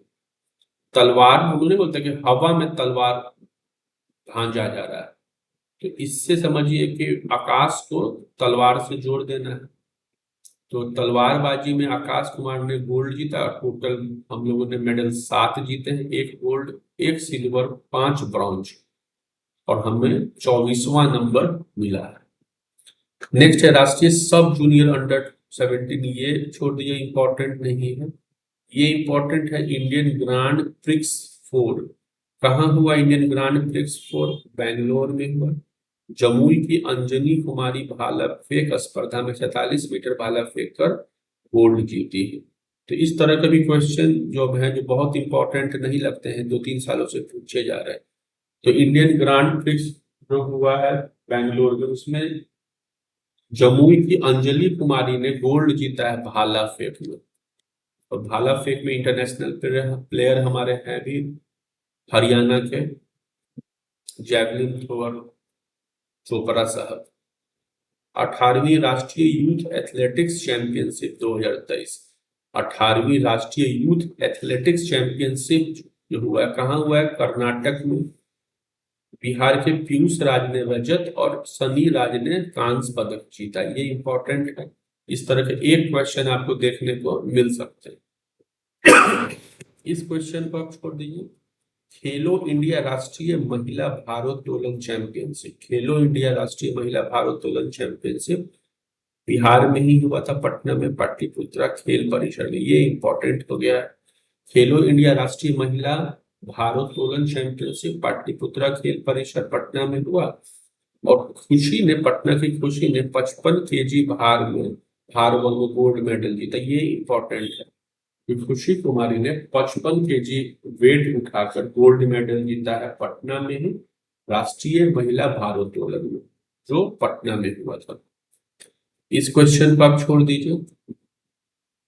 ये हम लोग को ध्यान में रखना है। कॉमनवेल्थ गेम्स में बर्मिंघम में हुआ था, लंदन के आसपास। बिहार के चंदन कुमार सिंह मुंगेर ने लॉन्ग बाउंस में भारत के सिल्वर जीता था। ये इंपॉर्टेंट है, ये पूछ सकता है कि चंदन ने सिल्वर जीता है। लॉन्ग बाउंस एक गेम होता है, इसमें लॉन्ग बाउंस, इसमें सिल्वर जीता। ये एक बड़ी उपलब्धि है हमारे बिहार के लिए, क्योंकि यहाँ तो स्पोर्ट्स कल्चर पूरी तरह से ध्वस्त है, फिर भी वहां से एक लड़का आया और सिल्वर जीता है लॉन बॉल्स में, कॉमनवेल्थ गेम्स में। नेक्स्ट ये छोड़ दीजिए। 36वां राष्ट्रीय खेल 2022 गुजरात में हुआ था। बिहार को 2 कांस्य पदक मिले। किसने जीता है? रग्बी में बिहार महिला रग्बी टीम ने दिल्ली को हराकर कांस्य जीता था। तो हम लोगों ने नेशनल गेम्स में कांस्य पदक जीता था, रग्बी में कांस्य पदक जीता। नेक्स्ट, बिहार नेटबॉल महिला टीम ने भी कांस्य पदक जीता। ठीक है, फिर खेलो इंडिया यूथ गेम्स 21 छोड़ दीजिए, बहुत पुराना हो गया। 8वां विश्व कैरम चैंपियनशिप 2022, वर्ल्ड लेवल पे जो कैरम कैरम चैंपियनशिप हुआ मलेशिया में, कैरम चैंपियनशिप जो मलेशिया में हुआ, उसमें भारत के पुरुष और महिला दोनों टीमों ने खिताब जीता। बिहार के पटना के 38 वर्षीय रश्मि कुमारी ने एकल, युगल और टीम खिताब, तीनों खिताब जीते। तो हम लोगों ने कैरम में एक प्लेयर है हमारी रश्मि कुमारी, इनका नाम याद रखिएगा, रखना भी पड़ेगा क्योंकि इस तरह के क्वेश्चन अब एक क्वेश्चन पूछ रहा है जो नॉन पॉपुलर लेवल का है। तो रश्मि कुमारी एक कैरम प्लेयर है जिन्होंने विश्व कैरम चैंपियनशिप 2022 हुआ था मलेशिया में, उसमें खिताब जीता है। तो आपसे पूछा जाए कि रश्मि कुमारी जो बिहार की है वो किस खेल को रिप्रेजेंट करती हैं, तो कैरम को रिप्रेजेंट करती है। ये क्वेश्चन आप छोड़ दीजिए, ये भी क्वेश्चन छोड़ सकते हैं, इन सभी क्वेश्चन को आप छोड़ दीजिए, सब ओल्ड हो गया है और इतना याद रखना भी संभव नहीं है। नेक्स्ट हम लोग आते हैं, नेक्स्ट पेज में है कि बिहार से संबंधित अन्य खेल घटनाक्रम। राज्य सरकार के द्वारा घोषित अंतर्राष्ट्रीय खेल प्रतियोगिता में बिहार के विजेता खिलाड़ियों के लिए नई पुरस्कार राशि। अगर कोई बिहार का प्लेयर है ओलंपिक में गोल्ड जीतेगा तो उसे 2 करोड़ रुपए मिलेंगे, सिल्वर पे 1.5 करोड़ और एशियन गेम्स में गोल्ड जीतने पर 1.5 करोड़। तो हालांकि एग्जाम में पूछा नहीं जाएगा लेकिन आपको जीके के लिए जानना आवश्यक है, ये पूछेगा नहीं। ये प्लेयर का नाम ध्यान रखना है, मुकेश कुमार, वो जो गोपालगंज के हैं, वो क्रिकेट से संबंधित है, फास्ट बॉलर हैं, अभी इन्हें खेलने का मौका भी मिला है इंडियन टीम में वेस्ट इंडीज के तरफ से। तो इन्हें हम जानेंगे, दिल्ली कैपिटल्स के लिए ये खेलते हैं, गोपालगंज के रहने वाले हैं। अगला है कि बीसीसीआई द्वारा आयोजित सीनियर महिला T20 में सुपौल की राजलक्ष्मी का चयन हुआ। तो ये इंपॉर्टेंट है, राजलक्ष्मी सुपौल की रहने वाली है, सहरसा के पास का एक जिला है नेपाल बॉर्डर पर। तो राजलक्ष्मी को नेशनल महिला क्रिकेट टीम में शामिल किया गया है, ये बिहार के सुपौल की है। गुजरात में हो रहे 36वें राष्ट्रीय खेलों में भाग लेने वाले बिहार दल के chief the mission Bihar Olympic संघ के चेयरमैन प्रदीप कुमार बिहार के ही रहने वाले। ये इंपॉर्टेंट नहीं है, आप इसे छोड़ दीजिए, इस क्वेश्चन को भी छोड़ दीजिए। ये है दिल्ली में आयोजित 37वें स्टेट शूटिंग चैंपियनशिप। एक स्टेट शूटिंग चैंपियनशिप हुआ, गोपालगंज जिले के ही एक है शशि पांडे ने 10 मीटर एयर पिस्टल में गोल्ड मेडल जीता। तो स्टेट चैंपियनशिप हुआ था शूटिंग का, उसमें गोल्ड जीता है बिहार के शशि पांडे। ठीक है, अभी भारत में जो रेसलिंग टीम है उसके कोच है समस्तीपुर के शशि भूषण प्रसाद। समस्तीपुर के शशि भूषण प्रसाद कौन है?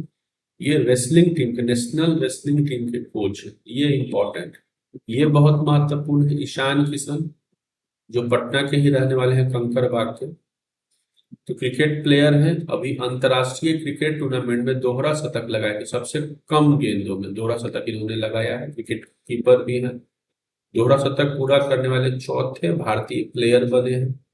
इतना ही हमें जानना है। नेक्स्ट है रणजी ट्रॉफी 21-22 में बिहार के लिए डेब्यू कर रहे साकिबुल गनी ने अपने पहले ही प्रथम श्रेणी मैच में 13 शतक जड़ने वाले पहले बल्लेबाज बने। अर्थात रणजी ट्रॉफी में पहले ही मैच में ट्रिपल सेंचुरी बिहार के साकिबुल गनी ने लगाया है और गनी ने ये मिजोरम के खिलाफ लिया थी। ये एक इंपॉर्टेंट क्वेश्चन है, साकिबुल गनी ने रणजी ट्रॉफी में पहले मैच में ट्रिपल सेंचुरी लगाई थी। सचिन ने भी अपने रणजी ट्रॉफी के पहले मैच में सेंचुरी लगाई थी। ये स्पोर्ट्स का हो गया। फिर निधन है, निधन से एक भी क्वेश्चन नहीं आएगा, लेकिन आप शरद यादव के बारे में जान लीजिए गूगल करके ज्यादा। केशरीनाथ त्रिपाठी को जान लीजिएगा, 2, बस ये 2 लोगों का नाम जान लीजिएगा। पेज नंबर 22, इसमें भारत सरकार की जो रिपोर्ट उसमें बिहार की क्या रैंकिंग है ये बहुत इंपॉर्टेंट। ये बहुत महत्वपूर्ण है, एग्जाम में पूछेगा। राष्ट्रीय बहुआयामी गरीबी सूचकांक जो नीति आयोग ने जारी किया, तो पहले तो किसने जारी किया? नीति आयोग ने जारी किया। राष्ट्रीय बहुआयामी गरीबी सूचकांक को नीति आयोग ने जारी किया है, एनपीआई सूचकांक इसे हम लोग बोलते हैं। सबसे ज्यादा जो गरीब राज्य है बिहार है। कितना प्रतिशत गरीबी है? ये डेटा बहुत महत्वपूर्ण है। 33.76% लोग यहाँ गरीब है। ये कौन बता रहा है? नीति आयोग। इसकी स्थापना 1 जनवरी 2015 को हुई थी। 2018 के बीपीएससी में क्वेश्चन भी था। तो 33.76%, लगभग 34%, या आप इसे ऐसे भी याद रख सकते हैं, लगभग 35% आबादी बिहार में गरीब है, नीति आयोग बताता है। लेकिन हमारे पीटी में जब ये एग्जैक्ट डेटा 33.76% को जानना आवश्यक है। 33.76% लोग बिहार में गरीब हैं, ये नीति आयोग बता रहा है। सबसे कम गरीब कहाँ है? केरल में। तो मेरे अनुसार ये बहुत इंपॉर्टेंट क्वेश्चन। नेक्स्ट है India justice report 2022। India justice report Tata trust जारी करता है। जस्टिस रिपोर्ट में बिहार का स्थान 16वें नंबर पर है। बिहार का स्थान 16वें नंबर पे है। और स्कोर कितना आया है? 4.32। इस तरह का स्कोर भी पूछता है। यदि आप बीपीएससी 2019 दिए होंगे अक्टूबर महीने में जो हुआ था, तो उसमें आपने देखा होगा इस तरह का स्कोर का क्वेश्चन आया था। तो जस्टिस रिपोर्ट में 4.32 स्कोर बिहार को मिला है। जस्टिस में 4 से थोड़ा ज्यादा स्कोर। देखिए आप इसे घटते क्रम में देख सकते हैं, 4 है, 3 है, 2, और बीच में एक डॉट दे देना। 4.32 स्कोर है, 16वां स्थान जस्टिस में आया है। सबसे बेहतर जस्टिस रिपोर्ट में केरल का नंबर, इन दोनों में केरल का स्थिति बेहतर है। अगला है स्वास्थ्य रिपोर्ट। नीति आयोग द्वारा स्वास्थ्य मंत्रालय एवं विश्व बैंक के सहयोग से, तीन की भागीदारी, नीति आयोग की, स्वास्थ्य मंत्रालय जो मनसुख साहब मंत्री हैं केंद्र में, और बिहार में स्वास्थ्य मंत्री आप जानते ही तेजस्वी हैं, और वर्ल्ड बैंक, इन तीनों का, वर्ल्ड बैंक के जो अभी अध्यक्ष है पंजाबी है वो भी ये इंडिया के हैं, उनका भी नाम जानना आवश्यक है। तो विश्व बैंक, स्वास्थ्य मंत्रालय और नीति आयोग, इन तीनों ने एक रिपोर्ट जारी की है, स्वास्थ्य सूचकांक रिपोर्ट। अगर एग्जाम में पूछा कि स्वास्थ्य सूचकांक रिपोर्ट किसने जारी की है, तो नीति आयोग, स्वास्थ्य और विश्व बैंक ने मिलकर जारी किया है। स्वास्थ्य में बिहार का स्थान 19 नंबर पे, जस्टिस में 16, स्वास्थ्य में 19, और सबसे अंतिम पायदान पे है स्टेट में, सबसे अंतिम पायदान पे। और हेल्थ में भी सबसे बेहतर कौन है? केरल। तो 3 में सबसे बेहतर हो गया, स्वास्थ्य में, जस्टिस में सबसे बेहतर, सबसे कम गरीबी में, अर्थात सबसे अधिक अमीर लोग केरल में रहते हैं। आप इस तरह से भी समझ सकते हैं। नेक्स्ट है internet in India report, internet के मामले में। इसमें भी हम लोग बहुत नीचे हैं, बहुत क्या, सबसे नीचे हैं जनरली। सब अगर नीचे देखा जाए तो हम लोग नीचे से ही होते हैं। बिहार में सबसे कम इंटरनेट यूजर है, 32% इंटरनेट यूजर है। गोवा में सबसे अधिक है। ये आप क्वेश्चन स्किप कर सकते हैं, ये नहीं पूछेगा, तो इतना महत्वपूर्ण रिपोर्ट ये नहीं। नेक्स्ट है ईज ऑफ लिविंग इंडेक्स, ये बहुत इंपॉर्टेंट है। Ease of living index, living index हमेशा पूछता है कि कहाँ पे रहना ज्यादा आसान है, कहाँ पे रहना कम आसान है। तो लिविंग इंडेक्स आवास मंत्रालय जारी करता है। बड़े शहरों में पटना का 33वां स्थान है लिविंग इंडेक्स में, बहुत खराब आप कह सकते हैं। लिविंग इंडेक्स में इनका स्कोर 53.26 दिया गया, 53.26 दिया गया। बड़े शहरों में 33 नंबर पे है, और छोटे शहरों में सबसे खराब प्रदर्शन किसने किया है लिविंग इंडेक्स में? मुजफ्फरपुर ने किया। ठीक है, तो ईज ऑफ लिविंग इंडेक्स ने सबसे खराब स्थिति मुजफ्फरपुर की, और पटना की स्थिति 33 नंबर पे है। बड़े शहरों में, बड़े शहरों में लिविंग इंडेक्स में रहने के लिए आसान, सबसे बेहतर शहर भारत में कौन है लिविंग इंडेक्स में? बेंगलोर है। छोटे शहरों में शिमला है, लेकिन शिमला भी नहीं होना चाहिए। अगर आप शिमला की आज की स्थिति देखिएगा तो हर घर अब खतरे में है शिमला में, क्योंकि आए दिन हम लोग रिपोर्ट में देख रहे हैं, न्यूज में देख रहे हैं कि घर वहां टूट रहा है, बहुत बड़े मात्रा पे लैंड स्लाइडिंग हो रही है, बारिश हो रही है। अनियोजित तरीके से शहरों का विकास अंग्रेजों के बाद भारत ने किया है। सातवां public affairs index public affair centre के द्वारा लाया गया है। आप इस क्वेश्चन को छोड़ दीजिए, ये नहीं पूछेगा। सामाजिक प्रगति सूचकांक 2022, सामाजिक प्रगति सूचकांक किसने लाया है? तो प्रधानमंत्री की आर्थिक सलाहकार परिषद ने लाया है। प्रधानमंत्री की आर्थिक सलाहकार परिषद ने लाया है। बिहार का स्थान 35वां नंबर पे, बिहार का स्थान 35वां नंबर पे, नीचे से दूसरा है।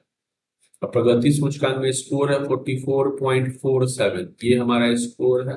सबसे बेहतर है पौंडीचेरी, ठीक है, सबसे बेहतर है पौंडीचेरी।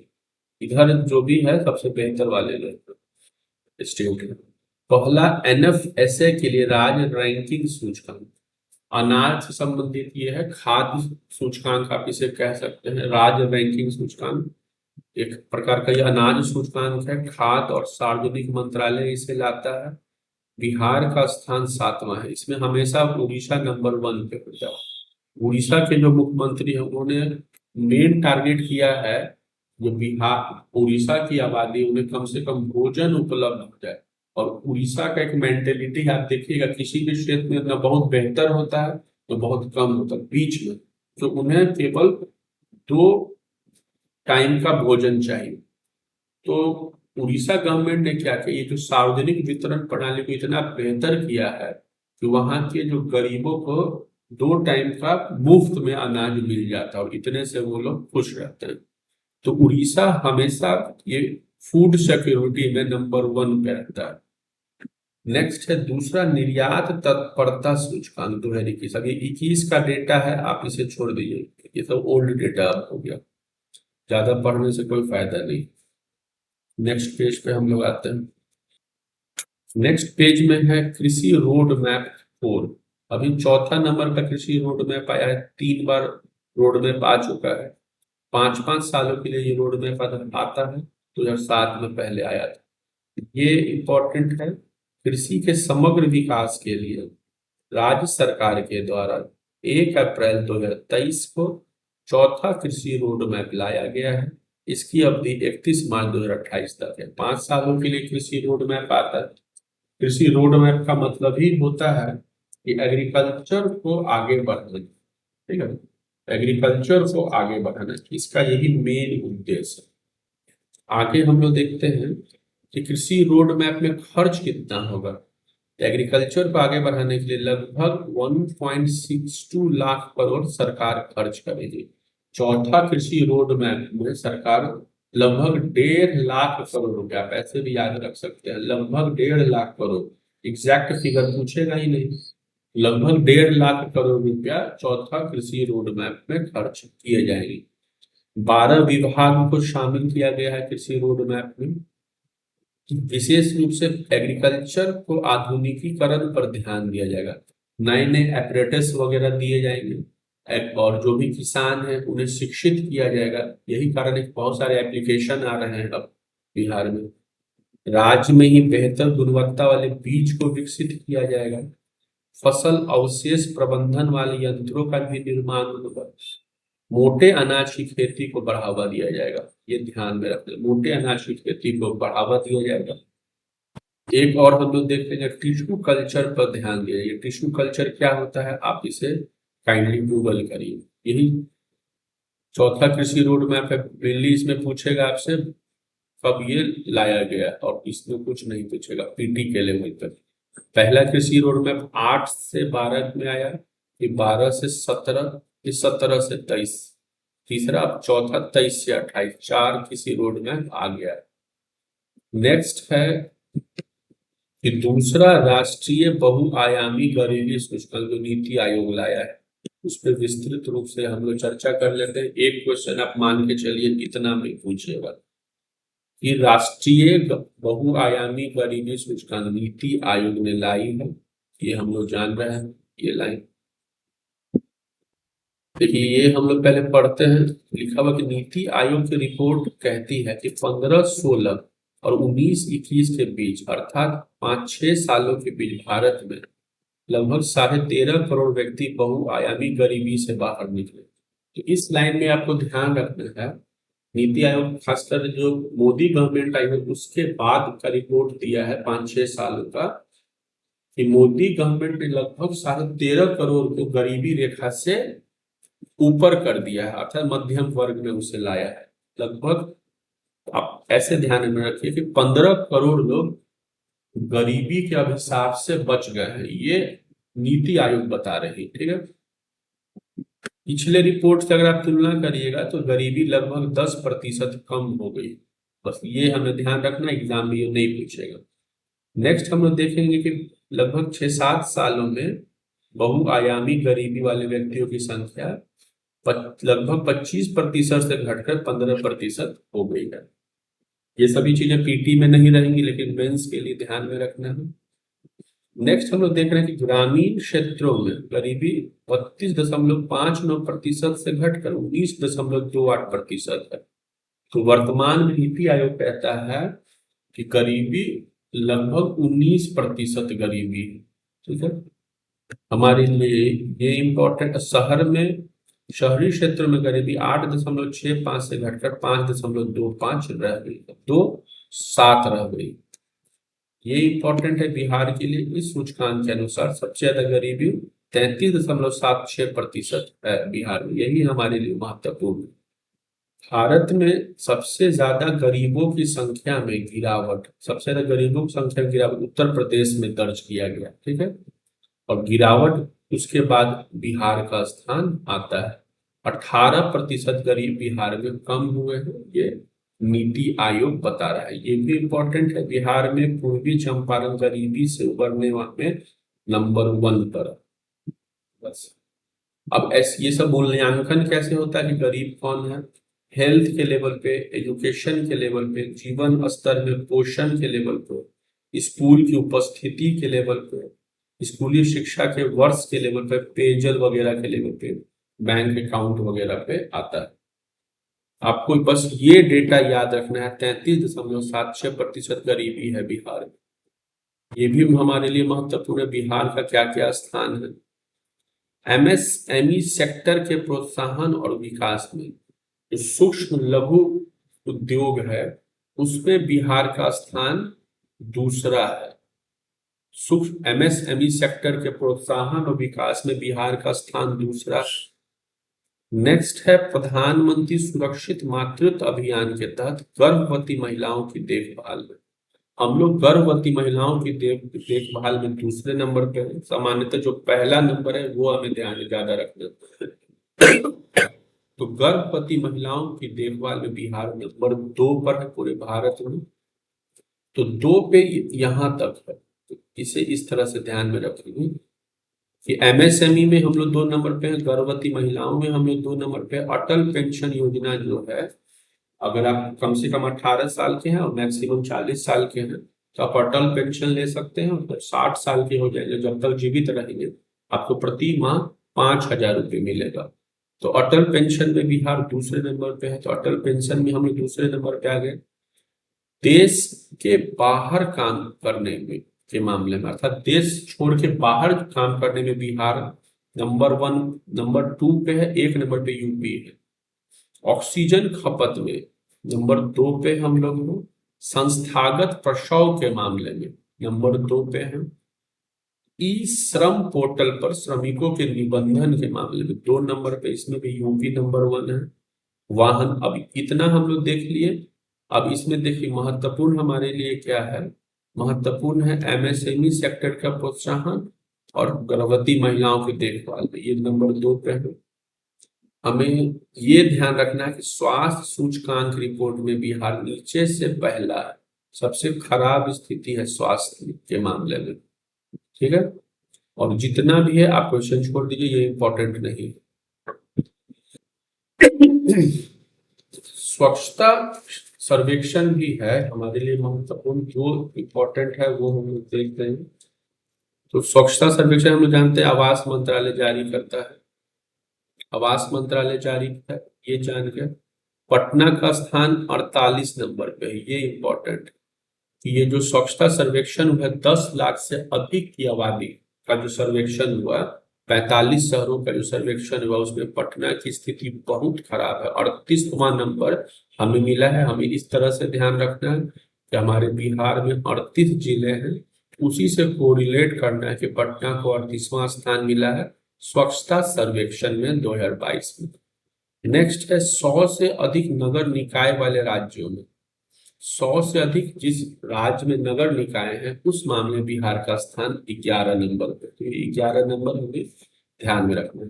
बिहार में जितने भी नगर निकाय हैं, 19 नगर निकाय हैं, उसमें पटना का स्थान पहला है, बस ये ध्यान में रखेंगे। नेक्स्ट हमें देखना है 1 से 10 लाख आबादी वाले 382 शहरों में बिहार के कुल 25 शहर शामिल हैं। इन 25 शहरों में प्रथम स्थान गया को मिला है पूरे देश में 179। वो इतना इंपॉर्टेंट नहीं, ये इंपॉर्टेंट है।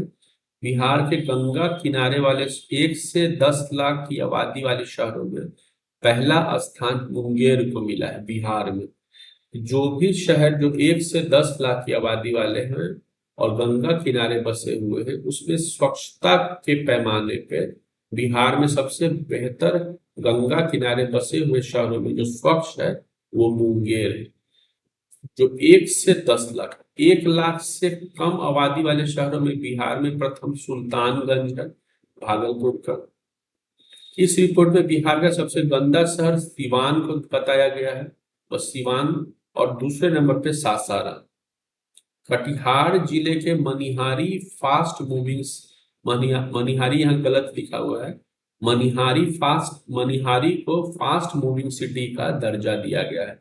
यहाँ पे 3 नदियों का संगम होता है, गंगा, कोसी और एक और नदी है, और वहां पे त्रिवेणी संगम बनता है, और प्रतिवर्ष मेले का आयोजन किया जाता है। अब हम लोग देखेंगे पेज नंबर 70, बिहार नगर पालिका चुनाव। पेज नंबर 17 में पॉइंट नंबर 19 है नगर पालिका चुनाव। पिछले वर्ष पंचायत और नगर पालिका का चुनाव हुआ था। अगर आप ध्यान दिए होंगे तो आप अगर नगर पालिका में रहते हैं तो वहां चुनाव आपने देखा होगा, पंचायत में रहते हैं तो वहां भी चुनाव देखा होगा। नगर पालिका जो है वो 3 प्रकार की होती है, आप जानते हैं। पंचायत में भी त्रिस्तरीय व्यवस्था है। तो हमारे लिए देखना महत्वपूर्ण ये है कि बिहार नगर पालिका संशोधन अधिनियम 2020 के अनुसार वर्तमान में 19 नगर निगम, 88 नगर परिषद और 158 नगर पंचायत। देखिए आप इसे थोड़ा इस तरह से समझिए, जब सब एक शब्द का प्रयोग हम लोग करेंगे नगर पालिका, इसे हम लोग बोलते हैं म्यूनिसिपैलिटी, तो इसका जो सबसे बड़ा भाग होता है वो निगम होता है। निगम अर्थात नगर निगम। उससे जो छोटा होता है वो होता है परिषद, नगर परिषद, और सबसे छोटा होता है पंचायत, नगर पंचायत। ये शहरों में आपको दिखेंगे, जो सबसे बड़े शहर जैसे कि बिहार में आपको पटना है, मुजफ्फरपुर है, वहां आपको नगर निगम दिखेंगे। उनसे थोड़ा सा छोटा यदि आप देखिएगा, जैसे हाजीपुर है तो वहां आपको नगर परिषद दिखेगा, और पटना में भी और कुछ इंटीरियर शहर हैं तो वहां आपको पंचायत दिखेगा। तो शहरों में जो एडमिनिस्ट्रेशन होता है वो 3 स्तर पे होता है, त्रिस्तरीय व्यवस्था, नगर निगम के लेवल पे, नगर परिषद के लेवल पे और नगर पंचायत के लेवल पे। और इस नगर पालिका को आपको बेहतर ढंग से समझना चाहिए, 92 के बाद ये व्यवस्था आई है। फिर जब हम लोग बात करेंगे पंचायत का, तो एक आएगा सबसे छोटे स्तर पे ग्राम पंचायत, उसके बाद आएगा पंचायत समिति जो ब्लॉक स्तर पे काम करता है, ये गांव स्तर पे काम करता है, और तीसरे नंबर पे आएगा जिला परिषद। ठीक है, ये 3 हो गए, त्रिस्तरीय व्यवस्था है जो विशेष रूप से गांवों में और आप कह सकते हैं छोटे नगरों में काम करता है। गांव में ग्राम पंचायत होता है, ब्लॉक में गांव से जो बन के ब्लॉक बनता है, ब्लॉक में पंचायत समिति काम करती है, और प्रत्येक जिले में आप देखिएगा जिला परिषद है। जैसे बिहार में 38 जिले हैं तो 38 जिला परिषद। तो ये पंचायत का त्रिस्तरीय व्यवस्था है। ये 6 नाम आपको ध्यान में रखना है। जब नगर पालिका कहेंगे तो ये तीनों आ जाएगा। जब पंचायत कहेंगे, पंचायती राज व्यवस्था, तो ग्राम पंचायत, पंचायत समिति और जिला परिषद तीनों आएंगे। कहाँ नगर निगम है, नगर परिषद है, नगर पंचायत, आपको सब जानना चाहिए। ऑब्जेक्टिव लेवल से कभी भी एग्जाम पास नहीं होता, ये ध्यान रखिएगा। तो जो नगर पालिका है, अभी सबसे लेटेस्ट अधिनियम जो हमारा है 2020 का, बहुत सारे नए नगर निगम, नगर परिषद, नगर पंचायत बना। तो नगर पालिका में अधिनियम में संशोधन किया गया 2020 में। तो वर्तमान में नगर निगम है 19, ये ध्यान में रखना है। 88 नगर परिषद है और 154 नगर पंचायत है। तो कुल नगर निकाय हमारे पास 261 है। जो नगर निकाय शब्द जब हम लोग बोलेंगे तो नगर निकाय या नगर पालिका बोलेंगे, तो उसमें नगर निगम, नगर परिषद और नगर पंचायत भी होगा। तो जब बात किया जाए नगर निकाय या नगर पालिका की, तो हमारे पास 261 नगर निकाय है, ये ध्यान में रखें। 261 नगर में काम करने वाले बॉडीज है, 261, इसमें 19, 88 और 154 को ध्यान में रखेंगे। इससे पहले जो अधिनियम आया था तो उसमें 12 नगर निगम थे। इसका मतलब है कि 7 नगर निगम बढ़ गया। 49 नगर परिषद थे, तो आप 88 में 49 घटा लीजिए, जो आएगा उतना नगर परिषद बढ़ गया। और 81 नगर पंचायत था, तो यहां से बढ़ के लगभग डबल हो गया, 154 नगर पंचायत हो गया। अभी चुनाव हुआ है, पूछे कितने चरणों में, तो आपको बताना है नगर निकाय का चुनाव 2 चरणों में हुआ है, बस हमें ये ध्यान में रखना है। जितने भी नगर निगम है उसमें केवल गया को अगर आप छोड़ दिया जाएगा तो सभी नगर निगम में महिला मेयर बनी है। ये बहुत इंटरेस्टिंग फैक्ट है कि प्रारंभ जो चुनाव हुआ तो 17 नगर निगम में गया को यदि आप छोड़ दीजिए तो 16 नगर निगम इंक्लूडिंग पटना में महिला मेयर ही बनी है। ठीक है। बिहार नगर पालिका चुनाव में OCR, ऑप्टिकल करेक्टर रिकॉर्डिशन नामक नई तकनीक का इस्तेमाल किया गया, ये इंपॉर्टेंट नहीं। तो नगर पालिका का चुनाव हुआ है, नगर निकाय 261 है, ये हमें ध्यान में रखना है। जो चुनाव हुआ है तो उसमें एक डेटा आया था, इसमें बताया कि बिहार में शहरीकरण 11.3 था, वो बढ़ के 15.3 हो गया, और लेटेस्ट आर्थिक सर्वेक्षण में आया है 16.2। ये इंपॉर्टेंट, 16.2% शहरीकरण बिहार में हो गया है। 11.3% से बढ़ के 16.3% का छलांग बिहार शहरीकरण में लगाया है, जो कुछ लगभग 5% गांव अब शहर हो गए। बिहार में लगभग 200 शहर हैं, जो हमसे पूछेगा नहीं, बस इतना ये डेटा हमें ध्यान में रखना है, 16.2%। अब पंचायत चुनाव की बात करेंगे हम लोग। 2021 में पंचायत चुनाव की अधिसूचना वगैरह जारी की गई थी।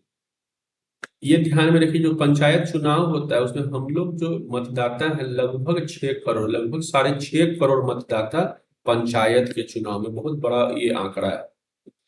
जो मतदान हुआ पंचायत में वो 61.53, वो ये भी ध्यान में रखिए, लगभग 62% मतदान हुआ, इसे आप कम नहीं कह सकते हैं। नालंदा में एक ब्लॉक है सरमेरा, सरमेरा पटना रोड भी है। सरमेरा ब्लॉक में, सरमेरा प्रखंड में 8 ग्राम पंचायत है। सभी 8 ग्राम पंचायतों में महिला पंचायत चुनाव जीत गई है। पहली बार EVM का उपयोग किया गया है पंचायत चुनाव में। ये फैक्ट इंपॉर्टेंट है। 21 वर्ष की एक महिला है अनुष्का, वो सबसे कम उम्र की मुखिया बनी है। पंचायत में मुखिया होता है, सरपंच होता है, तो 21 वर्ष की महिला मुखिया बनी है। शिवहर में एक पंचायत है कुशहर पंचायत। ठीक है, बस इतना हम लोग को जानना है। और अब हम लोग ब्रांड एम्बेसडर के बारे में जानेंगे। आनंद कुमार जो सुपर 30 के हैं, ये बहुत इंपॉर्टेंट क्वेश्चन है। फाइलेरिया उन्मूलन के ब्रांड एम्बेसडर। फाइलेरिया होता है जिसमें पैर फूल जाता है, हाथी पांव भी कहते हैं, तो फाइलेरिया उन्मूलन के ब्रांड एम्बेसडर कौन है? आनंद कुमार। बिहार में एक मोनिका दास है, बैंक पीओ है ये। चुनावी प्रक्रिया में ट्रांसजेंडर समुदाय की सक्रिय सहभागिता हेतु स्टेट आइकॉन बनाई गई है।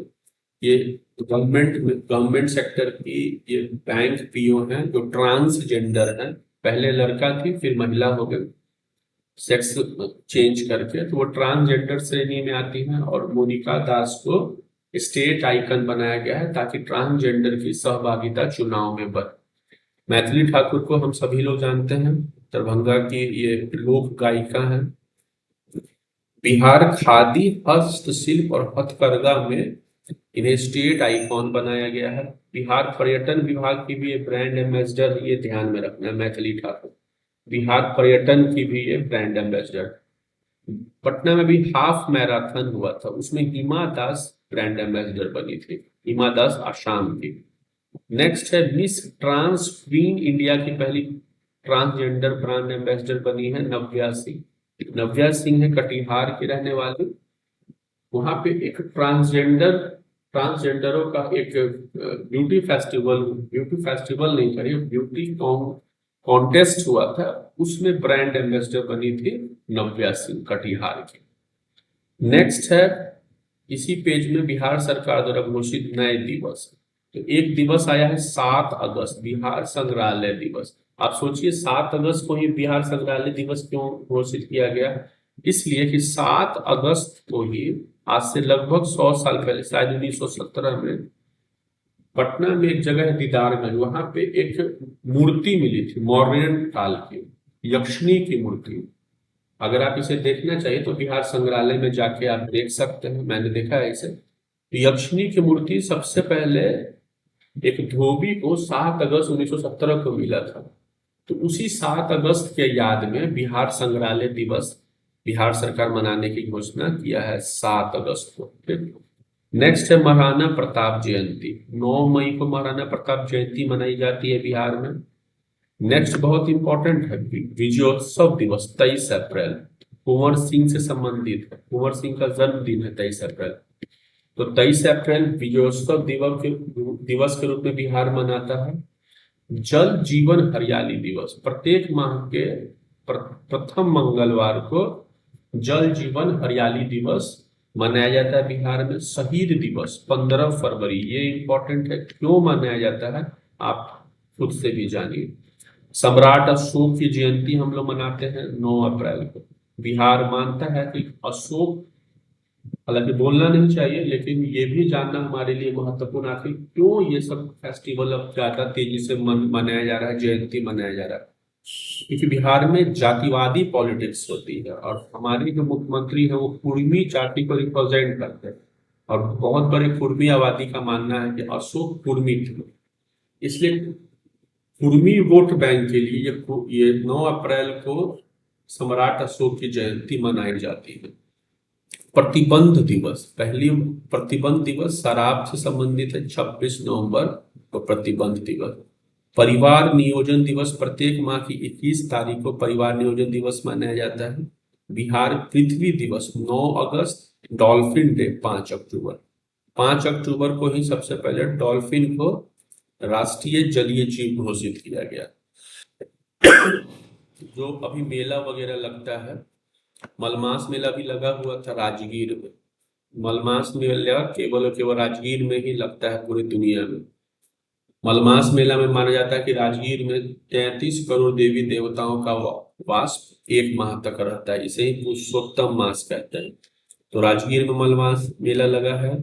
वन महोत्सव का शुभारंभ जुलाई 2023 में हुआ पटना से। वन महोत्सव का शुभारंभ कहाँ से हुआ? पटना से। किन्नर महोत्सव कहाँ आयोजित किया गया? पटना के प्रेमचंद रंगशाला में, ये इंपॉर्टेंट है। आम महोत्सव कहाँ आयोजित हुआ? पटना में, ये भी इंपॉर्टेंट है। थावे महोत्सव प्रत्येक वर्ष गोपालगंज में होता है, ये डेट इंपॉर्टेंट नहीं है। प्रत्येक वर्ष थावे महोत्सव गोपालगंज में होता है, थावे एक स्टेशन भी है, वहां माँ कामाख्या का मंदिर। मिलेट महोत्सव या बाजरा महोत्सव कहाँ मनाया गया? भोजपुर में मनाया गया। बागवानी महोत्सव कहाँ मनाई गई है? पटना में मनाई गई। कुंवर सिंह पार्क ध्यान में रखना आवश्यक नहीं है। राष्ट्रीय नाट्य महोत्सव प्रत्येक वर्ष प्रेमचंद रंगशाला में मनाई जाती है। अब ये जो पेज है, इससे आप 2 क्वेश्चन मान के चलिएगा कि आपको आएगा। 2 क्वेश्चन फिक्स है फॉरेस्ट से रिलेटेड, ये बहुत इंपॉर्टेंट है, ध्यान से इसे देखिएगा। इसमें लिखा हुआ कि भारत एवं बिहार वन स्थिति रिपोर्ट प्रति 2 वर्षों पर भारतीय वन सर्वेक्षण द्वारा जारी किया जाता है। वन और वन के जो जीव जंतु हैं उससे संबंधित जो सर्वे रिपोर्ट आता है भारतीय वन सर्वेक्षण के द्वारा देहरादून में है, वन स्थिति रिपोर्ट प्रत्येक 2 वर्ष पे आती है। सबसे पहले 1987 में इसका शुरुआत हुआ, ये सब चीजें मत जानिए। 17वां रिपोर्ट है बिहार में वन आवरण, ये देखना है। अगर आप 2021 वन स्थिति रिपोर्ट देखिएगा, 2021 वन स्थिति रिपोर्ट जो अभी आई है, सबसे लेटेस्ट है, 17 नंबर का ये वन स्थिति रिपोर्ट है। उसमें बताया जा रहा है कि बिहार का वनावरण जिसमें वृक्ष नहीं आएगा, जो हम लोग रोक देते हैं, यानी कि जंगल की बात जब से की जाएगी, फॉरेस्ट्री की बात की जाएगी, तो 7,380, कम से कम इतना ध्यान रखिए, 7,380 वर्ग किलोमीटर है हमारा फॉरेस्ट्री। 7,380, या आप इसे 7400 ध्यान में रखिए, 7400 वर्ग किलोमीटर हमारा फॉरेस्ट है बिहार में, जो राज्य के कुल भौगोलिक क्षेत्र का 7.84% है। ये डेटा एग्जैक्टली ध्यान में रखना कि बिहार में जितना क्षेत्रफल है लगभग 32,000 के आसपास, 32-33,000 स्क्वायर किलोमीटर का, उसमें लगभग 7.84% अर्थात लगभग 8% जंगल है बिहार में। इसका प्रतिशत काफी कम आप कह सकते हैं। एक सामान्य होता है कि 33% के जंगल होने चाहिए, लेकिन बिहार में 7.84% में जंगल है, वनावरण है। ये परसेंटेज याद रखना बहुत जरूरी है, बहुत इंपॉर्टेंट है। और लगभग में आप 7400 स्क्वायर किलोमीटर ध्यान में रख सकते हैं वन। 2019 में जो रिपोर्ट आया था उसमें लगभग 1.03% या लगभग 1% की वन की बढ़ोतरी हुई और 75 स्क्वायर किलोमीटर की बढ़ोतरी हुई, ये ध्यान में रखना है। ये डेटा आप एकदम याद रखिएगा, इतना हमारे पास जंगल है, 7.84। अब हम लोग बात करेंगे जंगल के अलावा जो वृक्ष का जो आवरण है, तो वन स्थिति रिपोर्ट बताता है कि हमारे पास वृक्षावरण कितना है, कितना पेड़ पौधा अलग से रोपा गया है। तो 2002-3-4 देखिए आगे की ओर बढ़ रहा है, 2-3-4-1 स्क्वायर किलोमीटर में वृक्षावरण, जो हम लोग ट्री लगाते हैं, गवर्नमेंट ट्री लगाती है, तो उसमें उसका स्थिति क्या है, 2,341, लगभग 2300 स्क्वायर किलोमीटर पे वृक्षावरण है।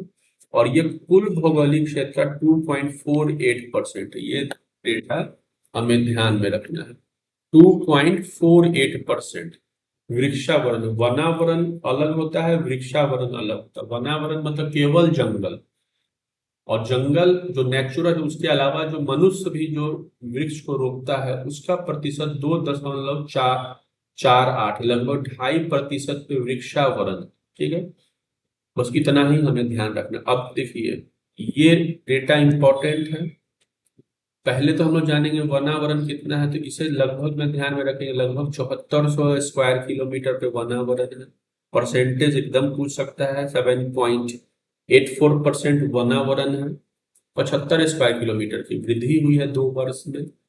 वृक्षावरण लगभग 2300 स्क्वायर किलोमीटर, जहां 7400 स्क्वायर किलोमीटर पे वनावरण, 2300 स्क्वायर किलोमीटर पे वृक्षावरण, लगभग 2.5% वृक्षावरण है, 2.48%, लगभग 340 स्क्वायर किलोमीटर की वृद्धि हुई है वृक्षावरण में। वृक्षावरण में ज्यादा वृद्धि इसलिए हुई क्योंकि गवर्नमेंट बहुत बड़े मात्रा पे पेड़ पौधों को रोपा जा रहा है। तो कुल हम लोग देखेंगे वृक्ष और वन दोनों को जब जोड़ देंगे तो लगभग 9,700 स्क्वायर किलोमीटर में हमारे पास जंगल और वृक्ष है। परसेंटेज ओवरऑल देख लेंगे, जो जमीन है हमारे पास उसका लगभग 10% पे पेड़ पौधा आपको बिहार में दिखेगा, लगभग 10.32%। गवर्नमेंट का लक्ष्य है तो जल्दी से जल्दी 17% कर दिया जाए। तो ये डेटा 10.32% ओवरऑल है। जब वृक्षावरण और वनावरण जब दोनों पूछेगा तो 10.32 ही हमें याद रखना है। देखिए यहाँ पे एक पॉइंट लिखा हुआ है कि 10% से अधिक शिखर घनत्व और 1 हेक्टेयर, या देखिए ये सब छोड़ दीजिए, ये सब कंफ्यूजन वाला चीज। ये डेटा सब बहुत इंपॉर्टेंट है। जब बात किया जाएगा वन का क्षेत्र के अनुसार, ये लाइन ध्यान में रखिए, क्षेत्र और प्रतिशत। देखिए यहाँ क्षेत्र है, यहाँ पे प्रतिशत। जब क्षेत्र के अनुसार पूछेगा एरिया वाइज, सबसे अधिक जंगल कहाँ है तो कैमूर में सबसे अधिक जंगल है, कैमूर में। ये डेटा भूल जाइएगा, सबसे अधिक जंगल कैमूर में है। उसके बाद पश्चिम चंपारण में, फिर कैमूर का पड़ोसी जिला रोहतास। तीनों भोजपुरी भाषी जिले हैं। कैमूर में सबसे अधिक जंगल है, फिर पश्चिम चंपारण में, फिर रोहतास में। एक कम से कम याद रखना है, कैमूर में सबसे अधिक जंगल। सबसे कम जंगल कहाँ है, शेखपुरा में, जो पटना के पास है। पटना के पास ही अरवल है, पटना के पास ही जहानाबाद है।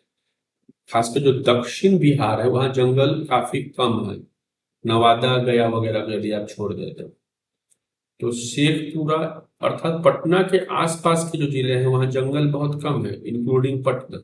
सबसे कम जंगल शेखपुरा में है।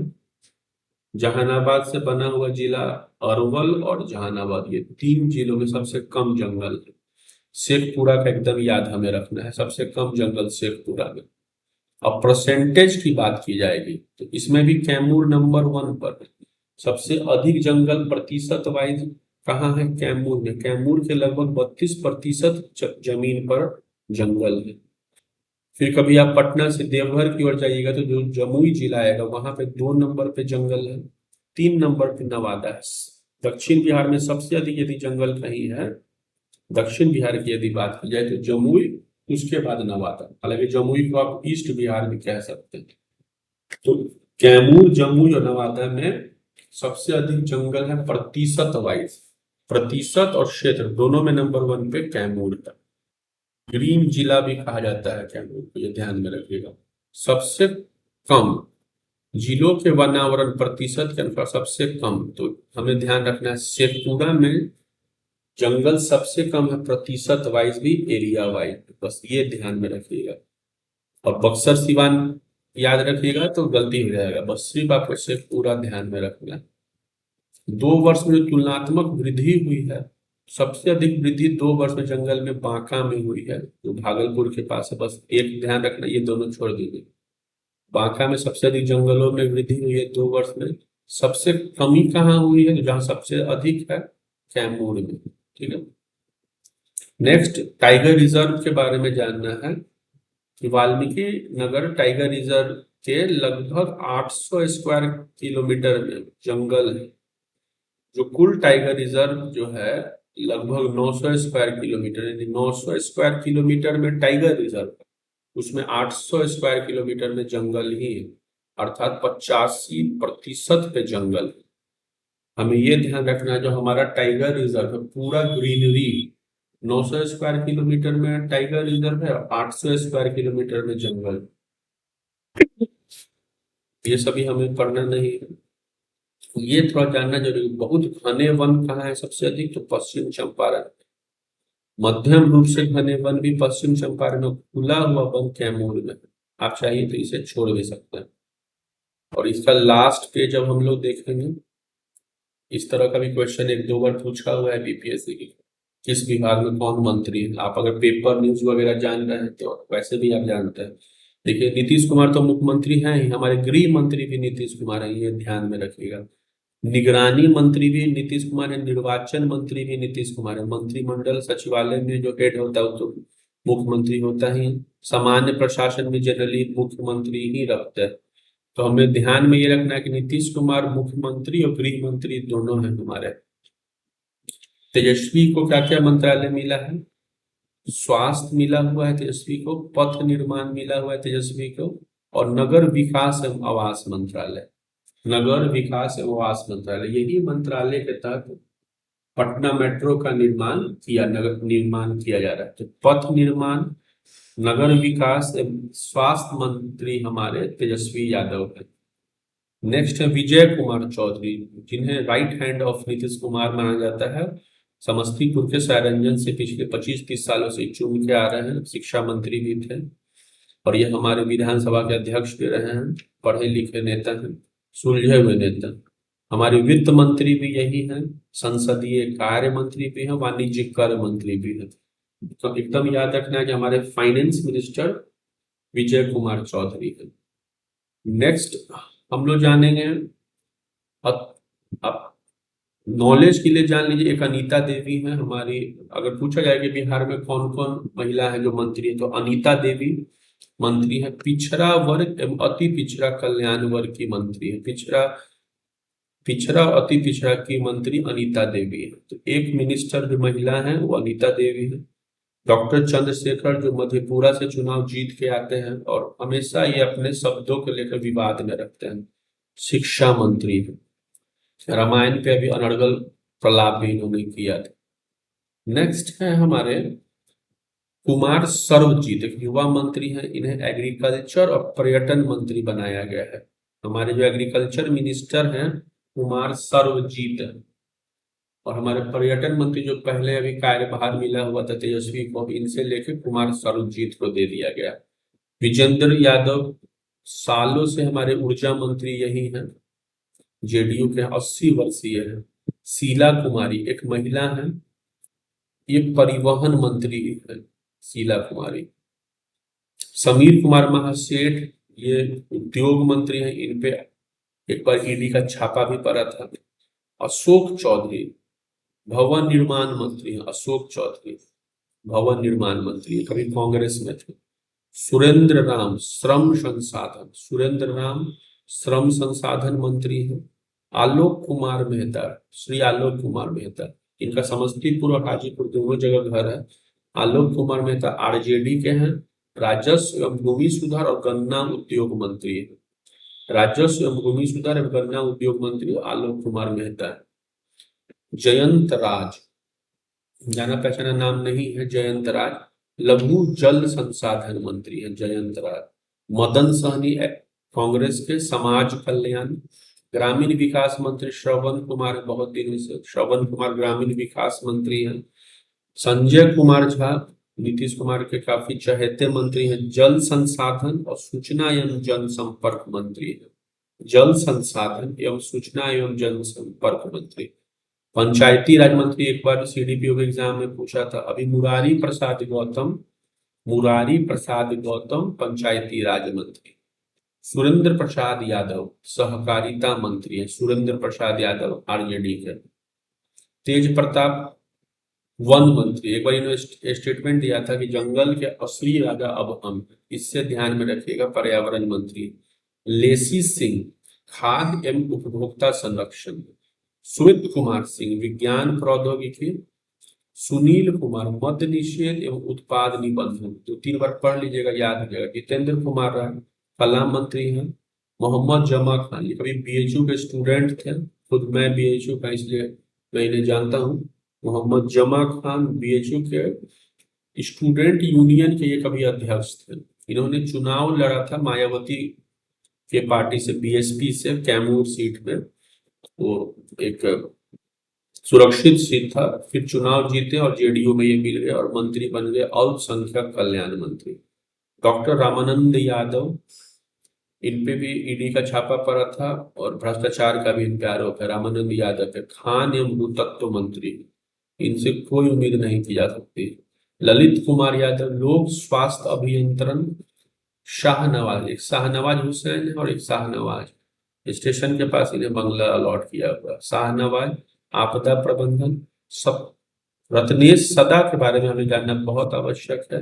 ये एक इंस्पायरिंग पर्सनैलिटी है, जेडीयू के हैं। अनुसूचित जाति एवं जनजाति कल्याण मंत्री, जब हम पार्टी के जीतन राम मांझी के बेटे ने इस्तीफा दिया तो इन्हें अनुसूचित जाति जनजाति कल्याण मंत्री बनाया गया। रत्नेश सदा ये सहरसा के रहने वाले हैं, अपने जीवन में कभी ये रिक्शा चलाया करते थे। पिछले 40 सालों से ये नीतीश कुमार के संपर्क में रहे, जेडीयू में रहे और इन्हें इनका प्रतिफल मिला इनके अच्छे कर्मों का, और इन्हें आज ये मंत्रालय मिला है। सोचिए, कभी ये रिक्शा चलाते थे और आज ये मंत्री, काफी बेहतर मंत्री माने काफी बेहतर नेता माने जाते हैं बिहार के, रत्नीय सदा। इनके बारे में पढ़ना चाहिए, स्टडी भी करना चाहिए। नेक्स्ट है जो नया नया निर्माण हो रहा है, पटना में बापू टावर बना है, हम लोग जानते हैं।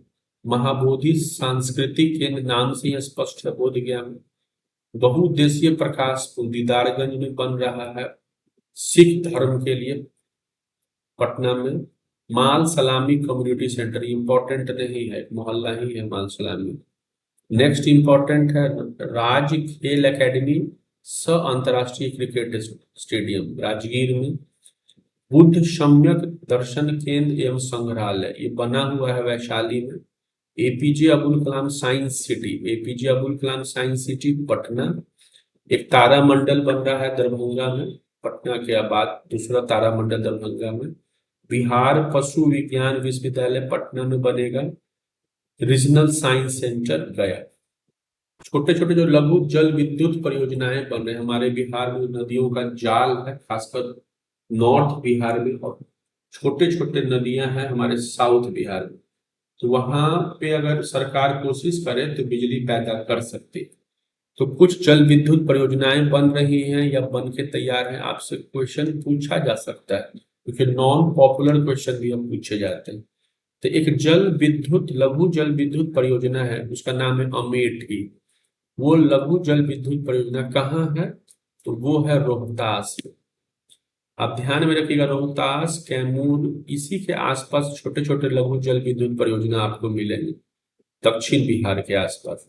तो सोन नदी जो आती है, उसी सोन नदी पे भी बहुत सारे लघु जल विद्युत परियोजनाएं बने। तो अमेठी रोहतास में जल विद्युत परियोजना है।